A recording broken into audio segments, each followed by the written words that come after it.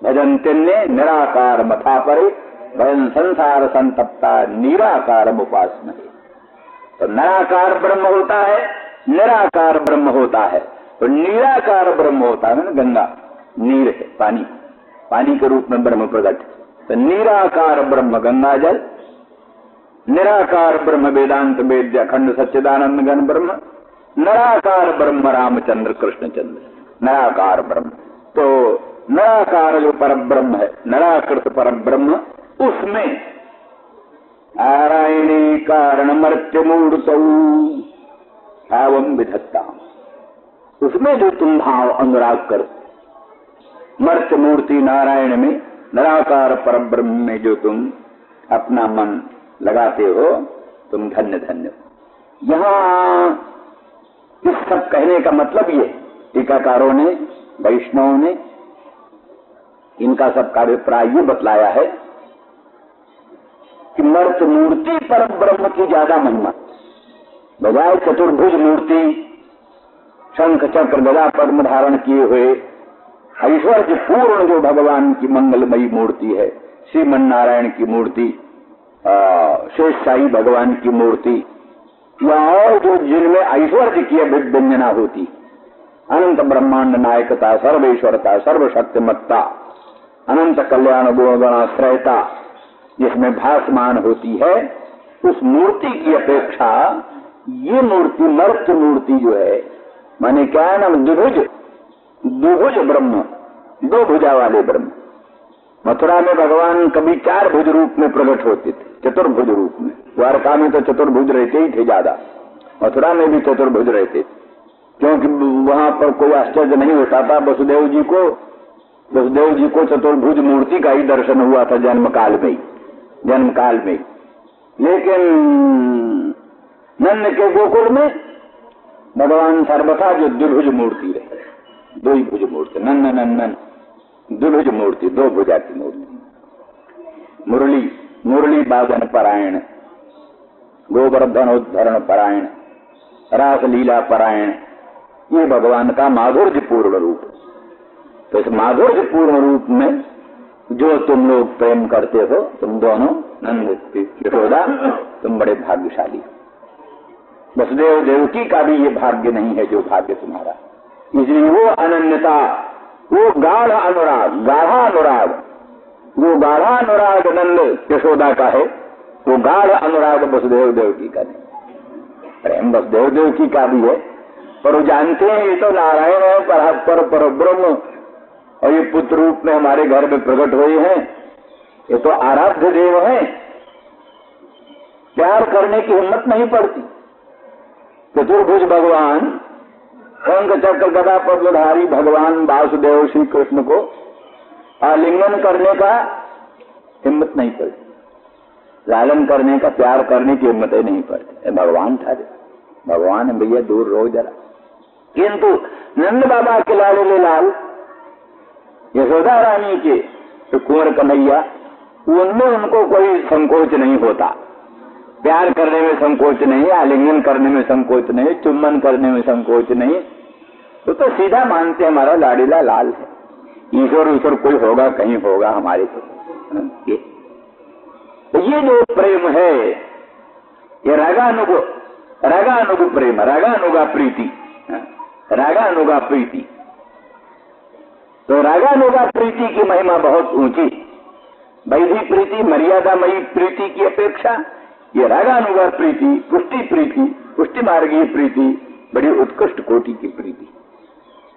तो तस्मिन् भवन्ता वखिलात्म हेतौ नारायणी कारण मर्त्य मूर्तौ भावं विधत्ताम नितराम महात्मन।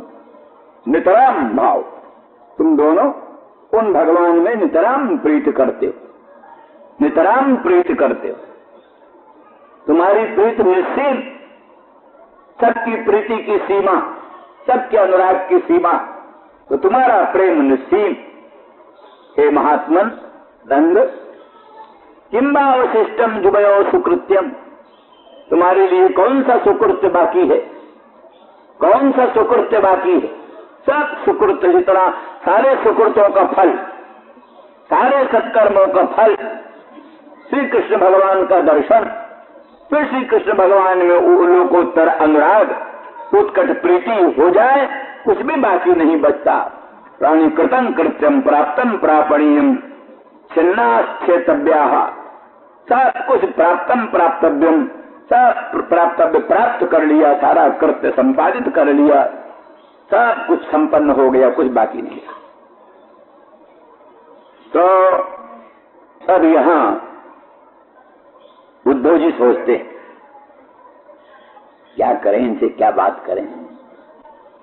उद्धव जी सोचते हैं बृहस्पति जी के शिष्य श्री कृष्ण जी के परम अंतरंग सखा नोद्धवनोपिमन्युना, भगवान से अणुभर भी कम नहीं, भगवान स्वयं कहते। वो उद्धव सोच रहे हैं इनसे क्या बात करें। कहते बाबा तुम धन्य धन्य हो, उन अखिलात्म हेतु मर्त्यमूर्ति नारायण में, नराकृत पर ब्रह्म में इतना लोकोत्तर अनुराग कर रहे हो, तुम धन्य धन्य हो।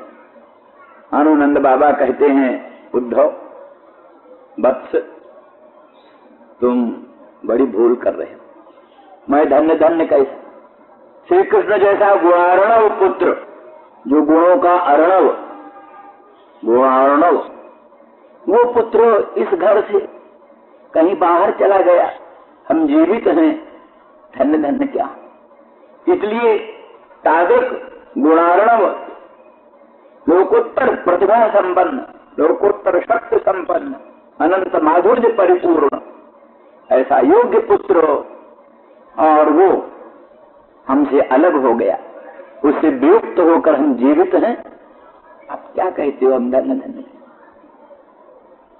तो उद्धव कहते हैं नहीं बाबा आप ऐसी चिंता मत करो, आगमिष्यत् दीर्घेण कालेन ब्रजमच्युतः, आगमिष्यत् दीर्घेण कालेन ब्रजमच्युतः।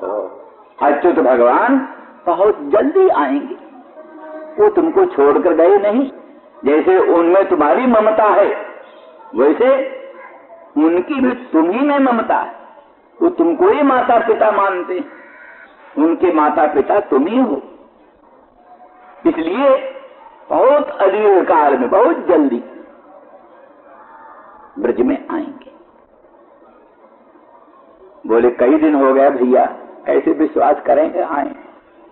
बोले अच्युत, अच्युत जो सत्य वचन उन्होंने कहा है उससे कभी च्युत नहीं होंगे। उन्होंने कहा है शीघ्र ही हम आएंगे, कंस को मार करके आपके पास आए थे और उन्होंने कहा कि आप ब्रज में चलो, हम थोड़ा ज्ञातियों का कुछ काम करके शीघ्र में आऊंगा, ये कहा। तो उधर भी आप लोगों ने सुनाई है, उपनंद सन्नंद आदि कहते हैं तुस्त्यजश्चानुरागोऽस्मिन्, दुस्त्यजश्चानुरागोऽस्मिन् नंदते तनये स्मासु तस्यात्पत्ति का कथम। हे नंद तुम्हारे इस पुत्र में कहते दुस्त्यज अनुराग, दुस्त्यजश्चानुरागोऽस्मिन् सर्वेषान्नो ब्रजौकसाम्, दुस्त्यजश्चानुरागोऽस्मिन् सर्वेषां नो ब्रजौकसाम्। सभी ब्रजवासी जितने ब्रजवासी हैं हम सबका इस कृष्ण में दुस्त्यज अनुराग है। हजार प्रयत्न करने पर भी वो अनुराग छूट नहीं सकता। दुस्त्यजश्चानुरागोऽस्मिन् सर्वेषां नो ब्रजौकसाम् नंदते तनये स्मासु। हे नंद तुम्हारे तनय में, अस्मिन् ते तनये न अस्माकं सर्वेषां ब्रजौकसां दुस्त्यजः अनुरागः। नंद इस तुम्हारे पुत्र में, कृष्ण में हम सभी ब्रजवासियों का दुस्त्यज अनुराग है। और अस्मासु तस्यापि औत्पत्ति का स्नेह, हम सब लोगों में मन कृष्ण का भी औत्पत्तिक स्नेह, स्वाभाविक स्नेह, कृष्ण का भी हम लोगों में सहज अनुराग, स्वाभाविक प्रेम। तो एतावता सिद्ध हुआ कि जैसे सभी ब्रजवासियों का भगवान कृष्णचंद्र परमानंद कंद में अनन्य अनुराग, दृढ़ अनुराग, उसी प्रकार से भगवान कृष्ण का भी अपने ब्रजवासियों में परम अनुराग है, दृढ़ अनुराग। ये भगवान प्रेममय है, प्रेम रूप है, प्रेम के आधार है, प्रेम के विषय है, प्रेम के आश्रय, प्रेम स्वरूप है, प्रेममय है, प्रेम के आधार है, प्रेम के विषय है, प्रेम के आश्रय। इसलिए वो स्वयं सब ब्रजवासियों में बड़ा प्रेम करते हैं। इसे आगमिष्यत दीर्घेन कालेन ब्रजमच्युतः, अच्युत भगवान अपनी वाणी को सत्य करेंगे, अवश्य ही अदीर्घ काल में जल्दी ही आए। प्रियम विधास्यते पित्रोः, नंद बाबा यशोदा जो कृष्ण के माता पिता, उनका खूब प्यार करेंगे, यहीं रहेंगे, तुम्हारी सेवा करेंगे। प्रियम विधास्यते पित्रोर भगवान सात्वताम पति, तो भगवान है सात्वतों के भक्तों के पति हैं, स्वामी हैं। सात निर्विकारम परम ब्रह्म ध्येयत्वेन अस्ति अस्य इति सत्वान त्वन्तः सत्वन्तः सत्वत सत वाले, सत वाले, सत माने पर ब्रह्म, वो है ध्येयत्वेन, ध्येयत्वेन सर्वस्व, जिसका वो सत्वत हुआ, सत्वन हुआ, और सत्वत एव सात्वताः, सत्वत एव सात्वताः। तो ऐसे जो सात्वत है उन सात्वतों, सात्वता नाम, सात्वताम भी कहीं कहीं जो है सो हलंत भी है और कहीं सात्वता नाम भी, कहीं सात्वता। तो ऐसे सात्वतों की परम पति है और भक्त वत्सल है और भक्त रक्षक है, और वो कभी भी अपनी वाणी को मिथ्या नहीं करेंगे, अवश्य शीघ्र ही ब्रज में आएंगे। नंद बाबा कहते हैं, भैया उद्धव बताओ तो कई दिन में आएंगे? 5 दिन में, 7 दिन में, 10 दिन में, महीना में, ठीक ठीक बताओ। हम इन प्राणों के धारण करने का कष्ट क्यों करें? अगर उनको जल्दी आना नहीं है तो इन प्राणों को धारण करने में तो बड़ा कष्ट होता है। माने प्राण त्याग देना ये बहुत कठिन नहीं है भक्त के लिए, सामान्य। प्राण धारण करना बहुत कठिन। भगवान के विप्रयोग जन तीव्र ताप में संतप्त होना और प्राणों को धारण करना ये बहुत कठिन। प्राणों को त्याग देना तो सरल है। तो इसलिए प्राणों का जो धारण है केवल उनके दर्शन की आशा से। मदन मोहन के मंगलमय मुखचंद्र का फिर भी दर्शन होगा, उनके मधुर मनोहर वचनामृत का फिर भी रसास्वादन प्राप्त होगा, उनके सुस्मित मुखचंद्र का पुनर्दर्शन होगा। ये जो भक्त के मन में भावनाएं होती, आशाएं होती, उन्हीं आशाओं के कारण तीव्र ताप को सहन करते हुए भी भक्त जीवित रहते। तो भैया कोई निश्चित काल बताओ कब आएंगे, तो फिर हम प्राणों को धारण करें, अथवा फिर इसका प्राण धारण करने का कष्ट क्यों सहें? तो दो सोचते हैं क्या करें, क्या उत्तर इनको दें। उद्धव सोचते हैं अगर कोई प्राकृत पुत्र वियुक्त प्राणी होता, प्राकृत पुत्र वियुक्त प्राणी होता तो उससे कहते, अरे भाई तुम मोह समुद्र में क्यों पड़े हो, मोह समुद्र में क्यों पड़े हो? ये पिता पुत्र भ्राता आदि सब माया है। इस माया जाल से, मोह जाल से मन को निकालो, साक्षात सच्चिदानंद घन परम ब्रह्म प्रभु में मन को लगाओ। साधारण व्यक्ति होता कोई पुत्र वियोग संतप्त तो उसको ये कहकर उपदेश दे देते, पर इनकी तो पुत्रमयी प्रीति उसी सच्चिदानंद घन परम ब्रह्म में है जिसका हम उपदेश करते किसी को। माया मोह जाल से मुक्त हो, संसार का पिता पुत्र कुछ नहीं, सर्वांतरात्मा सर्वशक्तिमान भगवान में मन लगाओ, ये जिसको उपदेश करेंगे तो वही तो इनका पुत्र है, वही अनंत ब्रह्मांड नायक परमात्मा सच्चिदानंद घन पर ब्रह्म का पुत्री भूत है। उन्हीं में इनका सुदृढ़ स्नेह है, इसलिए इनको क्या बतला को उपदेश करे। वसुदेव देवकी की तो ये बुद्धि है कि ये परमेश्वर है, हमारे आराध्य देव है, इनको उनमें पुत्र की ममता नहीं करनी चाहिए, इनमें वो बुद्धि है नहीं। ये तो शुद्ध रूप से कृष्ण में ही अनन्य प्रेम निरंतर करना चाहते हैं।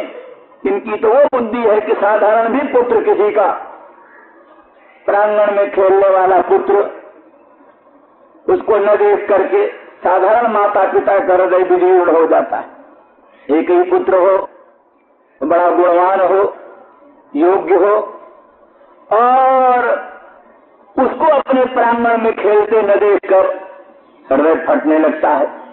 तो इनका अनंत कल्याण गुणगण का धाम श्री कृष्ण जैसा पुत्र, और वो उनको अपने प्रांगण में खेलते हुए न देखकर इनके हृदय की क्या दशा होती है वो यही जान। नंद बाबा सोचते हैं कि देखो हम कितने हतभाग्य, हमारा कितना दौर्भाग्य, हमारा पुत्र कृष्ण,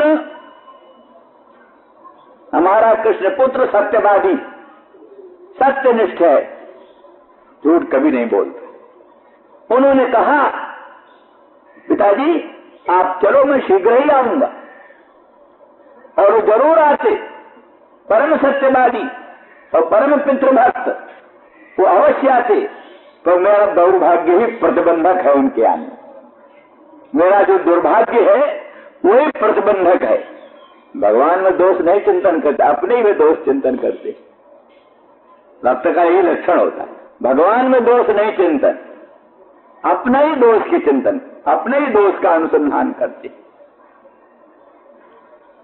क्या कहा, गुण तुम्हार समुझई निज दोषु, गोस्वामी जी कहते गुण तुम्हार समुझई निज दोषु, यही सब भांति तुम्हार भरोसु।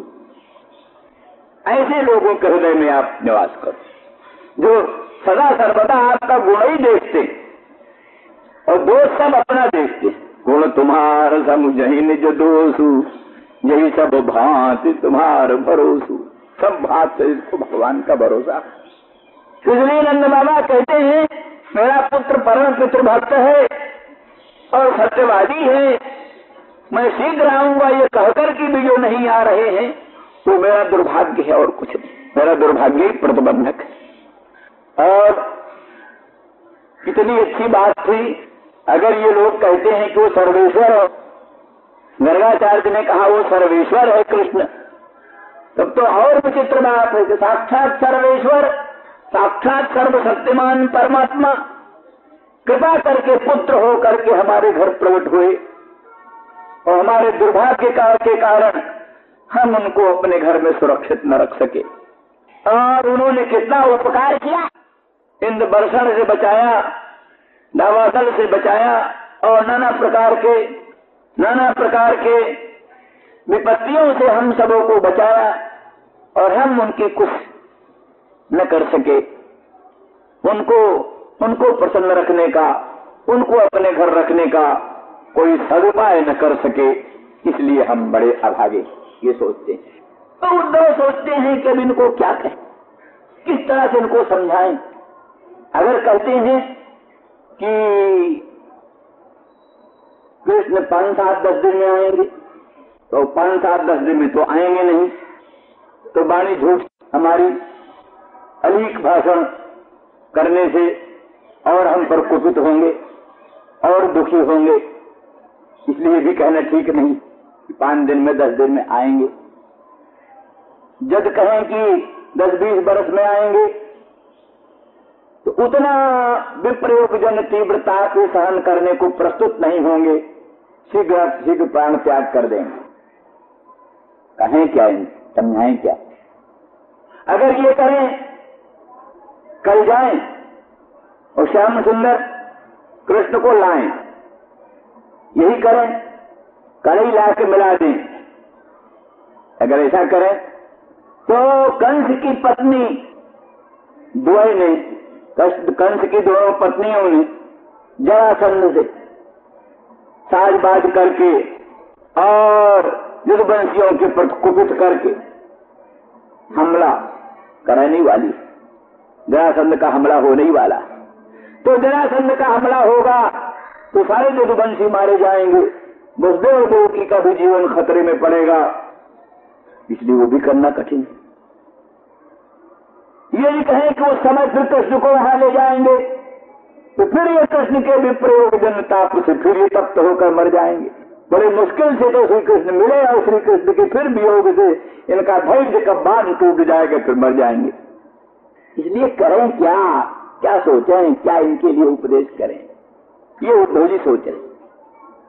तो अंत में उद्धव ने सोचा अब एक ही बात है, निराकार निर्विकार निर्गुण ब्रह्म का उपदेश कर। नंद बाबा तुम जो भगवान की का ध्यानवान कर रहे हो, वास्तव में वो भगवान निराकार है, निर्विकार है, निर्गुण है, न उनका कोई माता है, न उनका कोई पिता है, न उनको कोई भ्राता है, न उनका कोई देह है, न उनका कोई जन्म है, न उनका कोई देह है, न गेह है, और वो सर्वातीत निराकार निर्विकार निर्गुण निरंजन निर्गुण है। इस बात को सुन करके प्रेम जो है कुछ संकुचित होगा, कम होगा। स्वाभाविक बात है, माधुर्य के प्रवाह में अगर ऐश्वर्य का प्रवाह आ जाता है तो वो प्रेम संकुचित हो जाता है। इसीलिए माना है एक उन्होंने सनातन गोस्वामी का भागवतामृत नाम का ग्रंथ, भागवतामृत ग्रंथ, तो उन्होंने गोप की कथा बनाई है। गोप, एक गोप, तो वो गोप जो है, गोप कुमार, वो किसकी उपासना करें ये समझने के लिए भिन्न भिन्न भक्तों से मिलता है।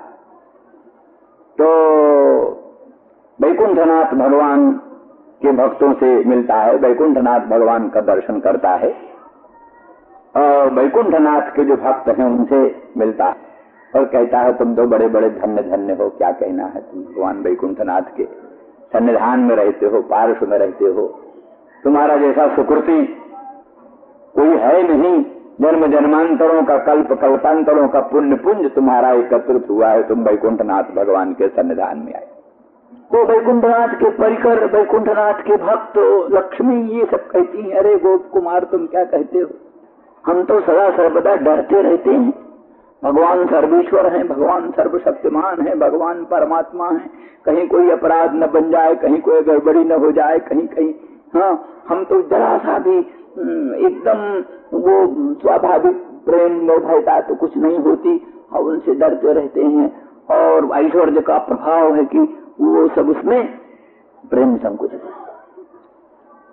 इसी तरह से फिर वो सब जगह सब देव सबके पास जाता है, द्वारकानाथ के पास जाता है, रामचंद्र राघवेंद्र के पास जाता है, भिन्न भिन्न भक्तों के पास जाता है, उनकी सबकी बड़ी महिमा जानता है, बड़ा लोकोत्तर गुण गण, लोकोत्तर चरित्र, लोकोत्तर महत्व देखता है। लेकिन उनसे पूछता है तो उनको ही वो सब यही उत्तर देते हैं, इनका तो जो अनंत प्रभाव है। जैसे कोई समझ लीजिए कि कोई राष्ट्रपति से मिलना, भला राष्ट्रपति तो आजकल देसी हो गया, कुछ ठिकानों नहीं, मैंने पुराने जमाने का वायसराय, पुराने जमाने का वायसराय, उसके पास कोई जाता था, अरे एक बड़े अच्छे तालुकेदार थे, उनको देखा एक क्या कलेक्टर उनके यहाँ आए थे, कलेक्टर, तो कलेक्टर के स्वागत का एक अभिनंदन पत्र पढ़ रहे थे। वो एक पंडित जी थे, उन्होंने श्लोक बनाया था, वो जो तालुकदार था पढ़ रहे थे, तो खड़े खड़े उनका हाथ कांपे, पाँव कांपे, और वो अभिनंदन पत्र भी कांपे, सब कांपे। माने ऐश्वर्य का प्रभाव बने, जो कलेक्टर साहब के सामने सीधी सीधी बात नहीं निकलती। बहुत से लोग जो है सो अदालतों में जाते हैं, वाणी नहीं निकलती गवाही देने में या और कोई बातचीत करने में। तो ऐश्वर्य का प्रभाव बड़ा विचित्र होता है। तो जहाँ छोटी छोटी की बात, तहाँ जो अनंत कोटि ब्रह्मांडाधिपति है, अनंत अनंत ब्रह्म रुद्र इंद्रादि देवाधिदेव जिनके सामने हाथ जोड़े खड़े हैं, अनंत ब्रह्मांड की उत्पादनी अनंत अनंत शक्तियां जिनके सामने स्तुति करती हुई हैं, तो ऐसी परिस्थिति में उन भगवान को देख करके सबको डर लगता है। तो जहाँ डर है वहाँ स्वाभाविक प्रेम का, स्वाभाविक प्रेम कहा, जहां डर है, जहां संकोच है, वहां स्वाभाविक प्रेम कहा। तो ये सब देखते देखते तो ये सब इनका प्रेम जो है वो उस कोटि का।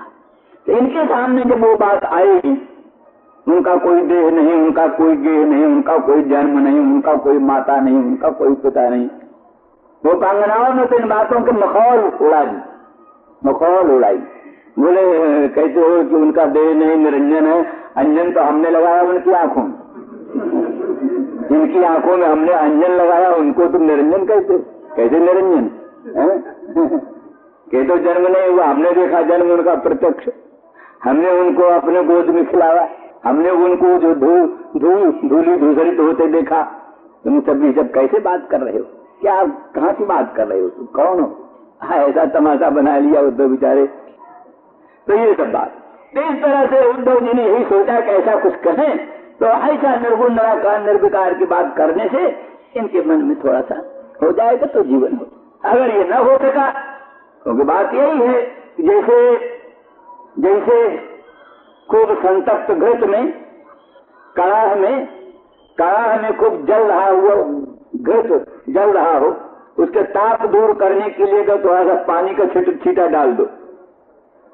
कड़ाह के खौलते हुए तेल में या खौलते हुए घी में अगर शांति के लिए, ताप निवृत्ति के लिए थोड़ा सा पानी का छींटा डालो तो वह और प्रज्वलित होकर अग्नि बन जाता। पानी के छींटे डालने से ही वो कड़ाह का तेल एकदम प्रज्वलित अग्नि का रूप धारण कर लेता है। इस तरह से अगर हमारे ब्रह्म का उपदेश से इनके प्रेम में कुछ संकोच हुआ तो हुआ, नहीं तो उल्टा ही जैसे संतप्त कटागत तैल में जल निक्षेप करने से विचित्र अग्नि का प्रादुर्भाव होता है, ऐसे उत्कट प्रेम का प्रादुर्भाव होगा, इनका लोकोत्तर प्रेम उदित होगा। क्योंकि ये बात बताया है कि जैसे नदी का प्रवाह बह रहा है, अब उसको अगर रोकने का प्रयास करो तो इतना तोड़ मार करके बंधन को प्रतिबंध को काट करके और वेगवान हो जाता है। उसी प्रकार से अगर निर्गुण निराकार निर्विकार ब्रह्मोपदेश करके इनके प्रेम को कुछ प्रतिबद्ध करने का प्रयास किया तो उनका प्रेम सारे प्रतिबंधों को तोड़ करके और उत्कट रूप में प्रकट होगा। तो फिर क्या करोगे? तो फिर हम जाएंगे मथुरा, और मथुरा जाकर के और सभी जदुवंशियों में कृष्ण की लोकोत्तर पित्रोर भगवान सात्वताम पति हत्वा कंसम रंग मध्य प्रतीपम सर्व सात्वताम। जिस भगवान ने रंग के मध्य में और प्रतीप सर्व सात्वताम प्रतीपम सभी भगवत भक्तों यादवों के विरुद्ध जो कंस था उस कंस को मारकर और जदाहबा जो आप लोगों से भगवान ने कहा था, कंसादिकों को मार करके जो आकर के समागत्य कृष्ण जदाह तत्सत्यम करोति, कंस को मार करके आप लोगों के पास आकर के कृष्ण ने जो कहा है हम शीघ्र आएंगे, वो अवश्य सत्य करेंगे, इसमें संदेह मत। मां खिद्यतम महाभागौ द्रक्षत कृष्ण मंतिके। हे महाभाग, तुम खिन्न मत, दुखी मत। द्रक्षत कृष्ण मंतिके, कृष्ण बहुत जल्दी तुम्हारे पास आए, कृष्ण बहुत जल्दी तुम्हारे पास आए। अंतर्हृदय भूतानाम आस्ते ज्योतिर्वैभसी। वो भगवान सभी प्राणियों के अंतर हृदय में, इतने प्राणी हैं ना, सब प्राणियों के हृदय में, अंतर हृदय में भगवान विराजमान रहे। कैसे? ज्योतिर्वैभसी, जैसे लकड़ी में अग्नि, लकड़ी में जैसे अग्नि रहता, मंथन करो, मंथन करने से काष्ठ के भीतर का अग्नि प्रकट हो जाता है। ऐसे ही योगाभ्यास करो, श्रवण मनन निधिध्यासन करो, तो सर्व प्राणियों के हृदय में रहने वाला अजर अमर अनंत अखंड स्वप्रकाश ब्रह्म रूप कृष्ण प्रकट हो जाता है। इसलिए मां खिद्यतम महाभागौ द्रक्षत कृष्ण मंतिके। अथवा ये बात है कि मत खिन्न हो आप सब, कृष्ण तो तुम्हारे पास ही है, कृष्ण तुम्हारे पास ही। अब प्रकट लीला जो है, अब प्रकट लीला, प्रकट लीला अप्रकट लीला, तो अप्रकट लीला में भगवान श्री कृष्णचंद्र सदाई ब्रज में रहते हैं, ब्रज को छोड़ कहीं जाते ही नहीं, इसलिए कृष्ण तुम्हारे समीप में ही हैं, दूर नहीं। इसलिए कृष्ण के लिए तड़फड़ाओ मत, अंतर्मुख होकर के कृष्ण का दर्शन करो, ध्यान।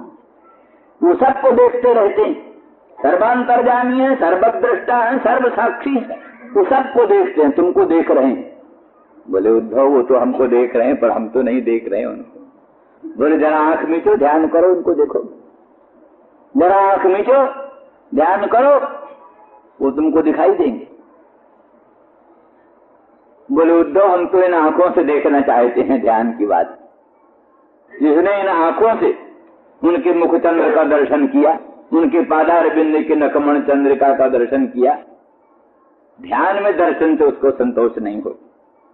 द्रक्षत कृष्ण मंतिके, तो बोले अच्छा पुरुष रूप में भी वास्तव में तो कृष्ण का दर्शन ज्ञान दृष्टि से ही हो, ज्ञान दृष्टि से ही कृष्ण का दर्शन होता है। द्रक्षत कृष्ण मंतिके है सब जगह कैसे? बोले अंतर हृदय भूतानाम। अब उसमें ये बात है, विशेष बात ये कि और लोगों के लिए तो ये उपदेश असंभावित सा प्रतीत होता है। कृष्ण सर्वव्यापी है, ये उपदेश और लोगों के लिए असंभावित सा है, लेकिन यशोदा रानी के लिए तो असंभावित नहीं। उन्होंने कृष्ण की व्यापकता का अनुभव किया। नंद रानी ने बांधना शुरू किया, अपने लाले लाल कृष्ण को बांध दे रस्सी रूखल में, ओखली में बांधने की बात सोच।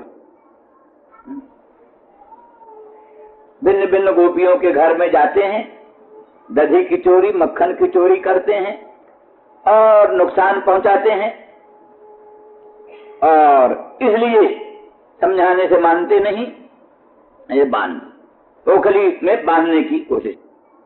तो इस तरह से निष्कर्ष ये है कि नंद रानी ने सोचा बांध दे, बांधने लगी, 2 अंगुल कम पड़ा, 2 अंगुल कम पड़ा, और रस्सी मंगाई, उसको भी जोड़ा, फिर बांधने की कोशिश की, फिर 2 अंगुल कम, फिर बांधने की तमाम घर भर की रस्सी, अरे गोकुल भर की रस्सी मंगा लिया। तो बैल बांधने की रस्सियां थोड़ा ना मंगाई। अरे वो जानती हैं मेरे लाला कितने कोमल हैं, नवनीत से भी, मक्खन से भी अत्यधिक कोमल भगवान को स्वरूप है, इसलिए उनके बांधने के लिए कोमल रज्जु रेशमों की सुंदर रज्जु, वो कृष्ण को बांधने के लिए। तो जो कुछ भी जोड़ती गई 2 अंगुल कम। आनंद वृंदावन चंपूकार कहते 2 अंगुल कम क्या है? कहते भजत जन परिश्रम भगवद अनुकंपाच।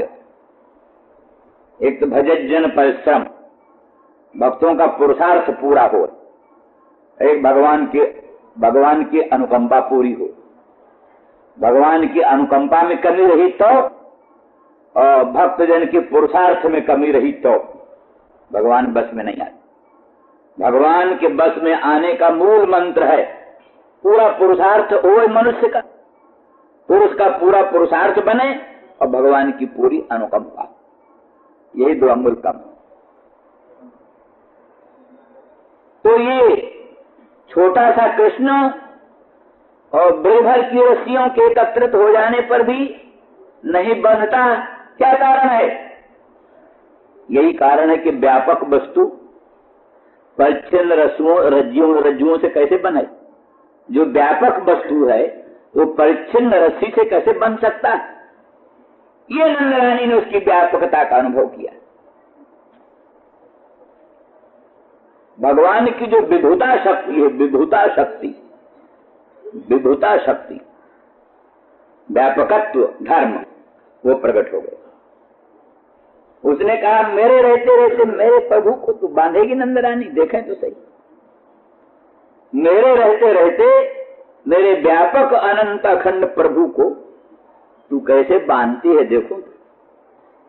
इस तरह से विभुता शक्ति ने, विभुता शक्ति के प्रभाव से भगवान की व्यापकता विभुता सुव्यक्त हो गई। नंदरानी का संपूर्ण प्रयास कृष्ण के बांधने का विफल गया। तो नंदरानी ने व्यापकता का अनुभव किया। इसी तरह से भगवान के मुख में ब्रह्मांड दर्शन किया। भगवान ने मिट्टी भक्षा में कहा कि मैंने मिट्टी नहीं खाई। माँ ये सब झूठ बोलते हैं जो कहते हैं मैंने मिट्टी खाई, और तू विश्वास नहीं करती तो मुंह देख ले। माँ ने कह दिया अच्छा मुंह खोल। तो मुंह खोलना तो नहीं चाहते थे, किंतु मात्र कोप और रश्मि से मुख कमल खिल गया। माता के कोप रूप सूर्य के प्रभाव से मुख कमल खिल गया। खिल गया तो उसमें मिट्टी थी, मिट्टी थी। अब ऐश्वर्याधिष्ठात्री महाशक्ति ने देखा मेरे प्रभु के मुख में तो मिट्टी है, नंदरानी देख लेगी मिट्टी, पीटेगी जरूर, पीटेगी मेरे प्रभु को। मेरे रहते रहते मेरे प्रभु को नंदरानी पीटे, ये मुझसे देखा नहीं जाएगा। ये सोच करके ऐश्वर्याधिष्ठात्री महाशक्ति ने भगवान के मुख में ब्रह्मांड दिखाई। ये चंद्रमंडल, सूर्यमंडल, चंद्रमंडल, भूधर सागर, सारा विश्व प्रपंच भगवान के मुख में देखा। नंदरानी ने भयभीत हो गई। रस्सी छूट पड़ी, छड़ी भी छूट पड़ी, छड़ी छूट गई। इस तरह से भगवान की व्यापकता का अनुभव किया, उस ऐश्वर्य का भी अनुभव किया। अथो अमुसेव ममार्भकस्य यह कश्चन उत्पत्ति आत्मयोगः। कोई इस बालक का अघटित घटना पटियान स्वात्म वैभव है, जिसके प्रभाव से इसके मुख में ये सब ब्रह्मांड दिखाई देता है, ऐसा उसको अनुभव। इसी तरह से रज्जु से ओखली में बंधन करते हुए भगवान की व्यापकता का अनुभव किया। फिर वहां भी यही हुआ, जिस समय नंदरानी थक गई, बांधने का प्रयास करते करते थक गई, थोड़ा बूढ़ी हो चली थी। बहुत अंतिम अवस्था में तो कृष्ण का जन्म हुआ, तो थक गई बेचारी, तो हाँफने लगी और गरम गरम श्वास जो है भगवान के अंग में लगा, और नंदरानी के माथे में पसीना भी आ गया। पसीना की भी कुछ बूंद कृष्ण के अंग पर गिरे, तो दीर्घ गरम श्वास का स्पर्श और वो नंदरानी के मस्तक पर जो स्वेद बिंदु है, वो स्वेद बिंदु जो कृष्ण के अंग पर आए, तो कृष्ण का अकस्मात उधर ध्यान गया, लौट कर देखा। अभी तो कृष्ण देख ही नहीं रहे थे।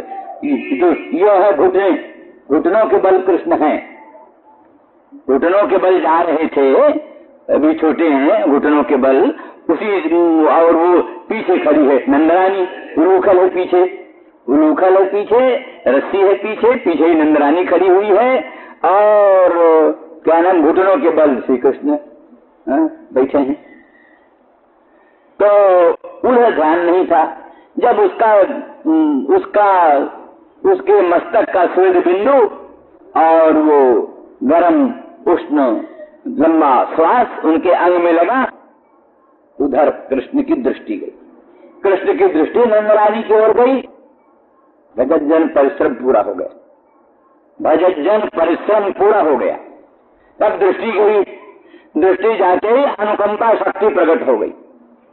अनुकंपा शक्ति पर भास्वती भगवती अनुकंपा शक्ति प्रकट हो गई। भास्वती भगवती अनुकंपा शक्ति के प्रकट होते ही वो विभुता शक्ति अंतर्हित हो गई। विभुता शक्ति अंतर्हित हो गई। भगवान की जो व्यापकता शक्ति हुई वो छिप गई। व्यापकता शक्ति के अंतर्हित होते ही फिर तो छोटे से भगवान से ही रस्सी में बन गए। 2 अंगुल कम था, भजन परिश्रम भगवत अनुकंपा दोनों पूरा हो गया और कृष्ण बन गए। तो इस प्रकार से नंदरानी ने भगवान की विभुता का अनुभव किया है। इसलिए जो इन्होंने कहा उद्धव जी ने, भगवान सर्वत्र हैं और उनको अपने समीप में ही तुम देखोगी, और सभी प्राणियों के हृदय में, सभी प्राणियों के हृदय में वो ऐसे ही विराजमान हैं जैसे काष्ठों में ज्योति अग्नि विराजमान होती है। अब सबको क्यों नहीं दिखता? तो नियम है, मंथन करने से ही, ऐसे मंथन करने से ही काष्ठों में व्याप्त अग्नि का दर्शन होता है। उसी प्रकार से सर्वव्यापी सर्वांतरात्मा सर्वशक्तिमान भगवान का दर्शन भक्ति से ही होता है, ज्ञान से ही होता है। क्या नाम है? श्रीधर स्वामी ने यही कहा, श्रीधर स्वामी की व्याख्या यही है, जैसे मंथन के बिना काष्ठ में व्यापक अग्नि का भी दर्शन नहीं होता, तैसे भक्ति के बिना सर्वव्यापी सर्वांतरात्मा कृष्ण का दर्शन नहीं होता। इसलिए कृष्ण सर्वत्र है, सगुण रूप से भी कृष्ण व्यापी है, निर्गुण रूप से तो कृष्ण व्यापी है ही है, तो सगुण साकार रूप से भी कृष्ण व्यापी हैं, सर्वत्र हैं। इसीलिए उसी रूप में उनकी व्यापकता का अनुभव हुआ, रस्सी से बन नहीं सके। सगुण रूप की तो बात है, साकार रूप की तो बात है, तो साकार रूप भी भगवान का व्यापक है, अपरिच्छिन्न है, इसीलिए नंदरानी के रज्जू से नहीं बन सका। और वही सगुण रूप भी उत्तरा के गर्भ में प्रकट हो गया, तो कहीं बाहर से थोड़ा न प्रविष्ट हुआ है, तो वही था। माया जमनिका के अपसारण करने से स्वयं वस्तु प्रकट हो गई, प्रत्यक्ष हो गई। इस तरह से सर्वव्यापी सगुण साकार भगवान भी हैं, उस रूप से भी भगवान व्यापक हैं। तो इस प्रकार से भगवान जो सर्वत्र हैं, उन भगवान का तुम ध्यान करो, भक्ति करो, भक्ति से भगवान का दर्शन हो जाएगा, कोई ऐसी बात नहीं। नाकिद्यतम महाभागौ द्रक्षत कृष्ण मंत्रिके अंतर्हृदय भूतानामास्ते ज्योतिर्वैधसी। इस पर श्री वल्लभाचार्य जी कुछ कहते हैं, तो ये कहते हैं कि यद्य पृथ्वी से पैदा होने वाला घट भी है, पृथ्वी से पैदा होने वाला घट भी है, और पृथ्वी से पैदा होने वाला भूरूह भी है, वृक्ष भी है, तो भी जल में घट डूब जाता है, जल घड़ा में डूब जाता है, और काष्ठ जल में नहीं डूबता, काष्ठ जल में नहीं डूबता। और काष्ठ जो प्रज्वलित होता है, घट नहीं प्रज्वलित होता, घट नहीं प्रज्वलित होता, और काष्ठ जो है क्या प्रज्वलित होता है। एतावता भूरुहत्वा विशेषेपि, भूजत्व दोनों है, भूमि से उत्पन्नता दोनों में है, घट में भी काष्ठ में भी। तो भी घट काष्ठ के स्वभाव में विलक्षणता है, घट काष्ठ के स्वभाव में विलक्षणता है। कहते हैं असल में काष्ठ में अग्नि का ही प्राधान्य, काष्ठ में अग्नि और जल का ही प्राधान्य, जल और अग्नि। भू का अंश बहुत कम, तो जिसे जल का अधिक अंश होने से तो जल में नहीं डूबता, और अग्नि का अधिक अंश होने से वहां पर अग्नि का प्राकट्य हो जाता है। और भूमि का अंश बहुत कम है, जल जाने पर, अग्नि प्रकट होने पर, अग्नि के से जल जाने पर काष्ठ का जितना अंश भस्म के रूप में बाकी बचता है, उतना ही समझ लीजिए पृथ्वी का अंश है। भस्म का जितना अंश बाकी बचता है उतना ही पृथ्वी का अंश है, भूमि का अंश है। बाकी सब जल और अग्नि का अंश था। तो बड़ा भारी काष्ठ हो जले तो भस्म तो रह जाती बड़ी थोड़ी, इसलिए उसमें पार्थिव अंश बहुत थोड़ा, दूसरा ही अंश का प्राधान्य है। इसी तरह से कहते सूत्रात्मा और जीव और अंतर्जामी, इस भेद का वर्णन करते हुए कहते सूत्रात्मा की अपेक्षा भी, सूत्रात्मा माने प्राण, समष्टि प्राण, समष्टि प्राण जो सूत्रात्मा है वो प्राण का धारक है, देह का धारक है, इंद्रियों का धारक है सूत्रात्मा प्राण। लेकिन उसकी अपेक्षा भी धारक अंतर्जामी, अंतर्जामी, अंतर्जामी ना हो तो सूत्रात्मा कुछ नहीं कर सकता, हिरण्यगर्भ नहीं धारण कर सकता। इसलिए तस्मिन् नपो मातरिस्वा दधाति, तस्मिन् परमात्मा ने भगवत सति मातरिस्वा हिरण्यगर्भः अपः दधाति चेष्टा लक्षणानि। प्राणियों के जो चेष्टा लक्षण कर्म हैं, अप शब्द से अप समवायी कर्म लेना, अब बहुल कर्म लेना, तो अब बहुल कर्मों को उसका भी लक्षण करना चेष्टा में।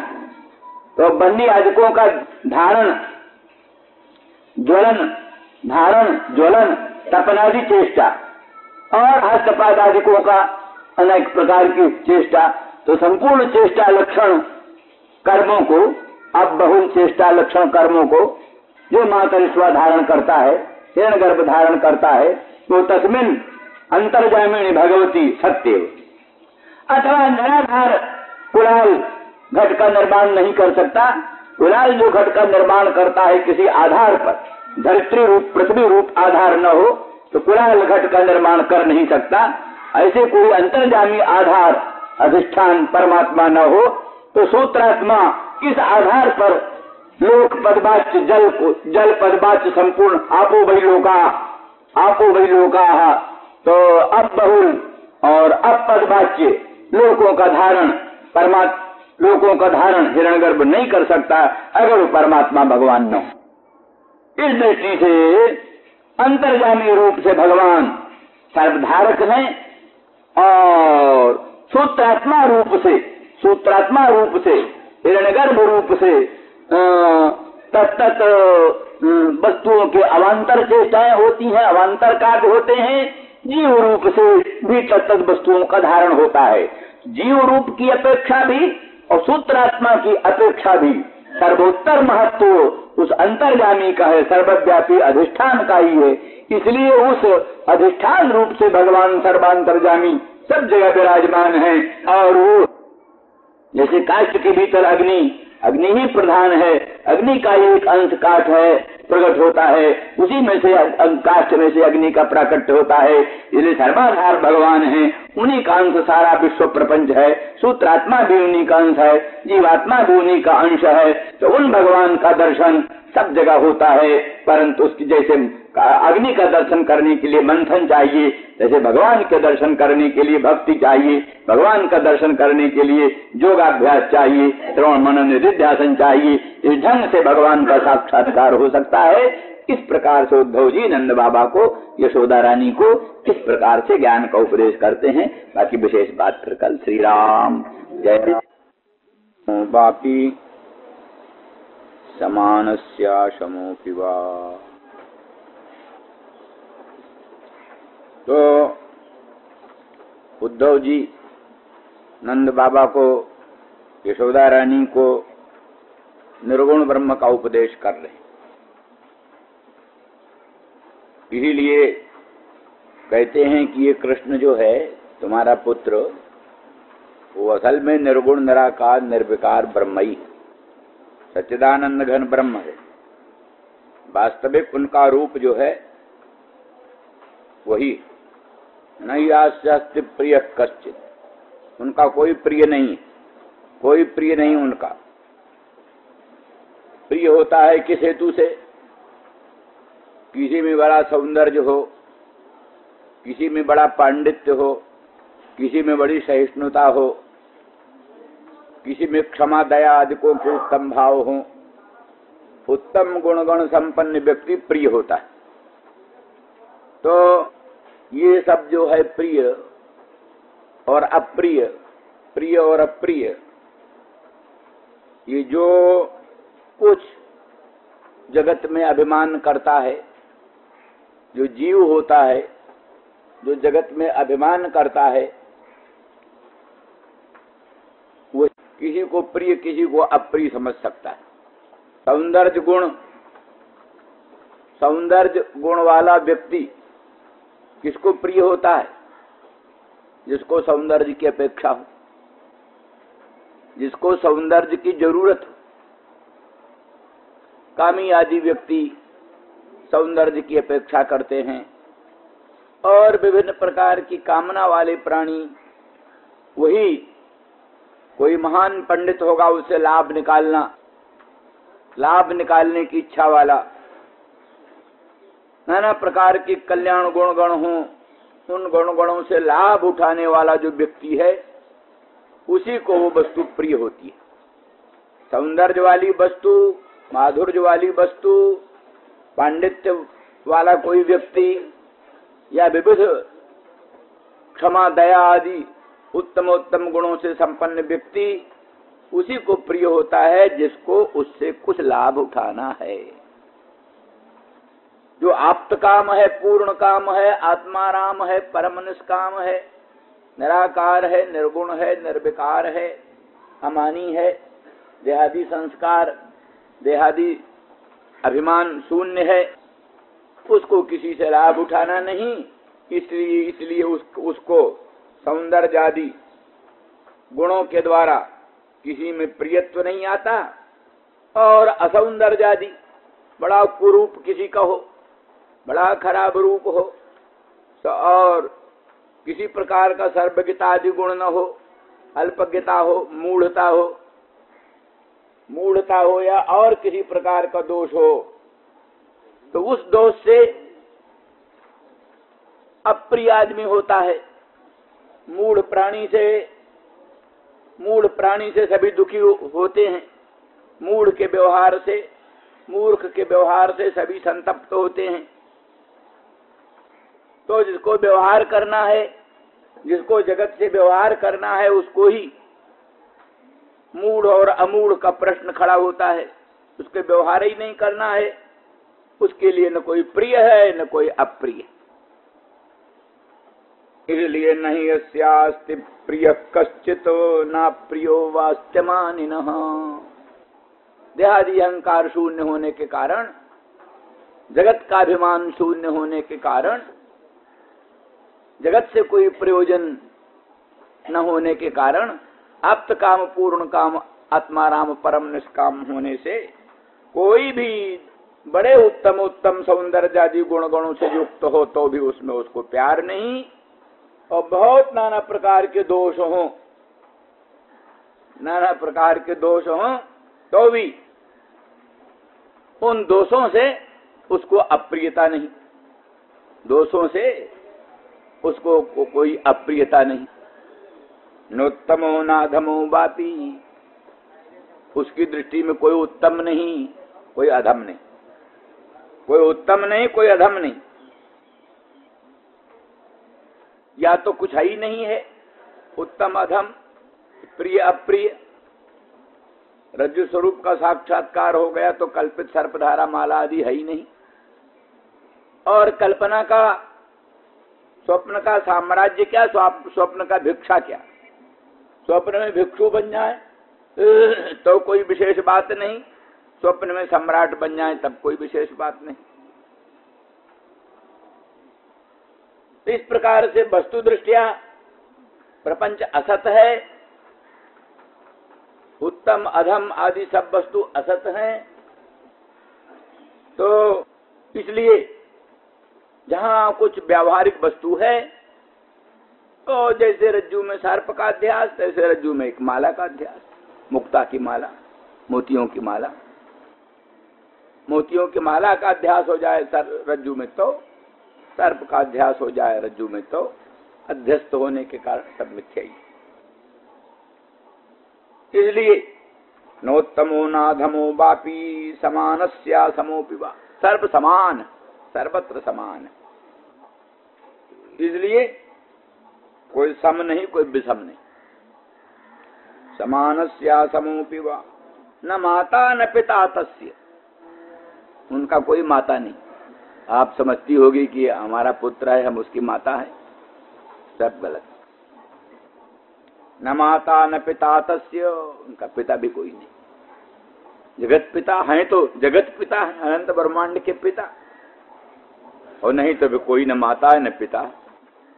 न माता न पिता तस्य न भार्या न सुतादय। विवाह हुआ हो तो भार्या हो, उनका विवाह ही कभी नहीं हुआ। इसलिए न माता न पिता तस्य न भार्या न सुतादयः। माने बात ये वस्तु स्थिति का निरूपण है। ये असली बात जो है, वेदांत वेद्य अखंड सच्चिदानंद घन पर ब्रह्म स्वरूप को देखो तो वस्तु स्थिति यही। अखंड सच्चिदानंद घन पर ब्रह्म का न कोई माता है, न कोई पिता है, न कोई भार्या है, न कोई पुत्रादि है। नात्मीयो न परश्चापी, कोई उनका आत्मीय है, कोई उनका दुश्मन है, ये भी कुछ नहीं। फलाने बड़े आत्मीय हैं, उनके आत्म संबंधी हैं, अमुक उनसे प्रतिकूल व्यवहार करने के कारण शत्रु हैं, ये सब कुछ नहीं। न चास्य कर्म बालोके, लोक में इनका कोई कर्म भी नहीं है। देहादि होए, इंद्री मन बुद्धि होए, तब उसी में किसी प्रकार का कर्म बन सकता है। इसमें देह नहीं, इंद्री नहीं, मन नहीं, बुद्धि नहीं, उसमें किसी प्रकार का कर्म कैसे बनेगा। सदसन मिश्र जोनिषु, सत जोनी में, असत जोनी में, मिश्र जोनी में, सत जोनी में, असत जोनी में, मिश्र जोनी में, माने कोई जोनियां सत हैं, देवतादि योनियां, और पशुआदि कीट पतंग आदि योनि असत जोनी है, मनुष्य आदि मिश्र जोनी में। इनमें तो कहते फिर अवतार की बात क्या आई, क्या मिथ्या ही है अवतारवाद की कल्पना? बोले नहीं, मिथ्या नहीं, मिथ्या नहीं, अवतार की कल्पना ठीक है। प्रक्रीड़ार्थोपि साधूनाम, अपने मन का भाव अभिव्यक्त करती हुई गोपांगना, सुतरूपा गोपांगना कालात्मा के द्वारा भगवान श्री कृष्ण के प्रति अपने इस प्रकार के भावों को अभिव्यक्त करती। इस प्रकार से सर्वथापि निष्कर्ष ये है कि इस वचन के द्वारा राधा रानी वृषभानुनंदिनी अपने श्याम सुंदर ब्रजेंद्रनंदन श्री कृष्ण के प्रति अपने प्रणव कोप को अभिव्यंजना करती। इसीलिए अगला वचन है चक्रधर सुधां स्वाम मोहिनीं पाययित्वा सुमनसो शब्दस्तप्तजे स्मान भवादृक् परिचरत कथं तत्साद पद्मन्तु पद्मा यद्वतः चेता उत्तम श्लोक जल्पैहि। ये उनकी वंचकता को ही व्यक्त कर रहे। कृष्ण कैसे केतव है, कृष्ण कैसे वंचक है, उसी वंचकता को व्यक्त करती हुई कहती है चक्रधर सुधाम स्वाम मोहिनीं पाययित्वा। भगवान की अधर सुधा, इसका एक भक्त अर्थ करते थे अधरीकृता सुधा की जया, अधरीकृता सुधा की जया। सुधा जो है, सुधा अमृत, देवताओं का जो अमृत है उसको भी जिन्होंने अधर कर दिया, मैंने नीचे कर दिया। देवताओं की सुधा भी जहां अधरीकृत हो गई वो अधर सुधा।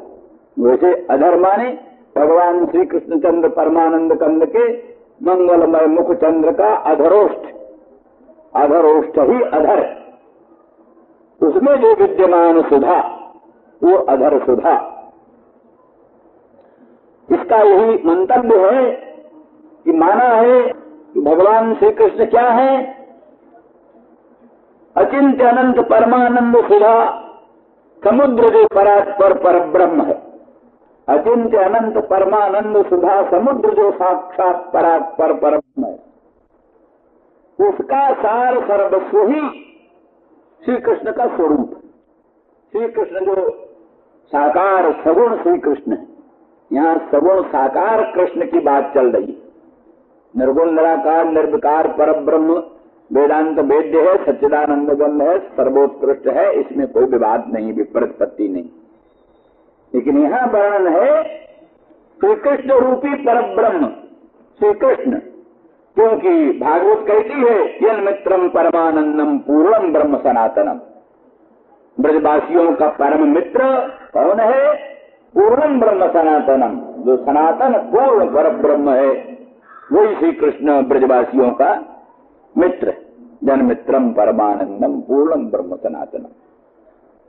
महाभारत में एक श्लोक है जहां प्रसंग आया राजसूय यज्ञ में, युधिष्ठिर के राजसूय यज्ञ के प्रसंग में किसकी पूजा पहले हो, किसकी पूजा पहले हो?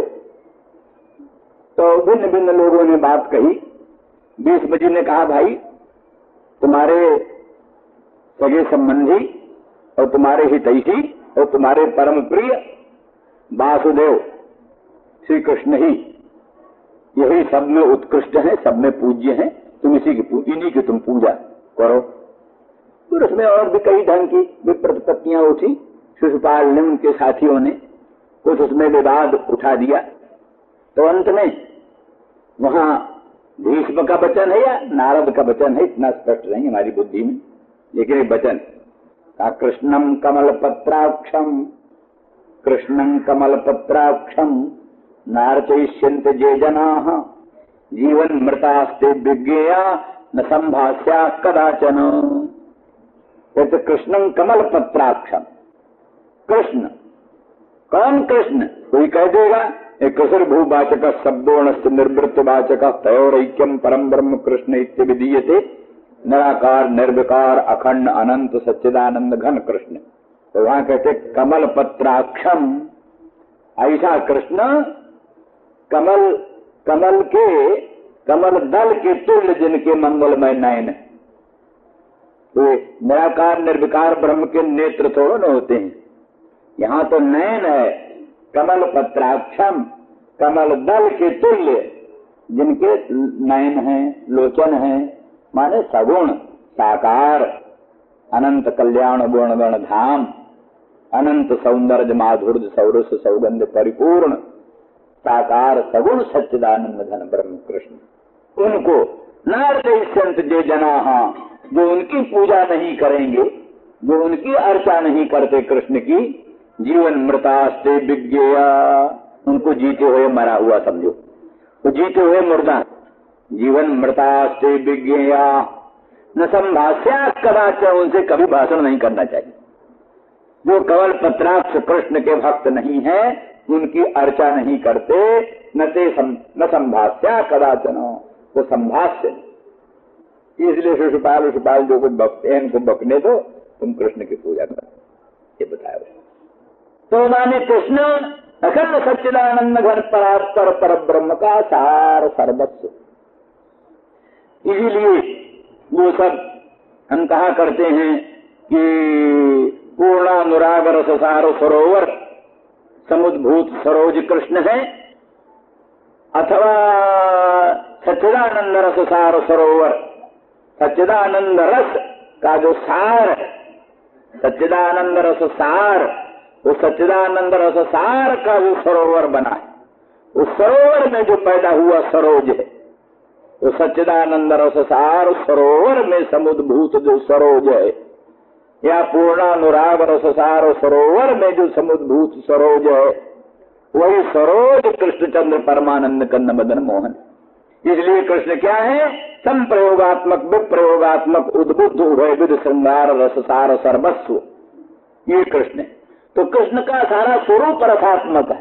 हस्तार बिंद, पादार बिंद, मुखार बिंद, बदनार बिंद, सब कुछ हसितम मधुरम, ललितम मधुरम, बलितम मधुरम, मधुराधिपते रखिलम मधुरम।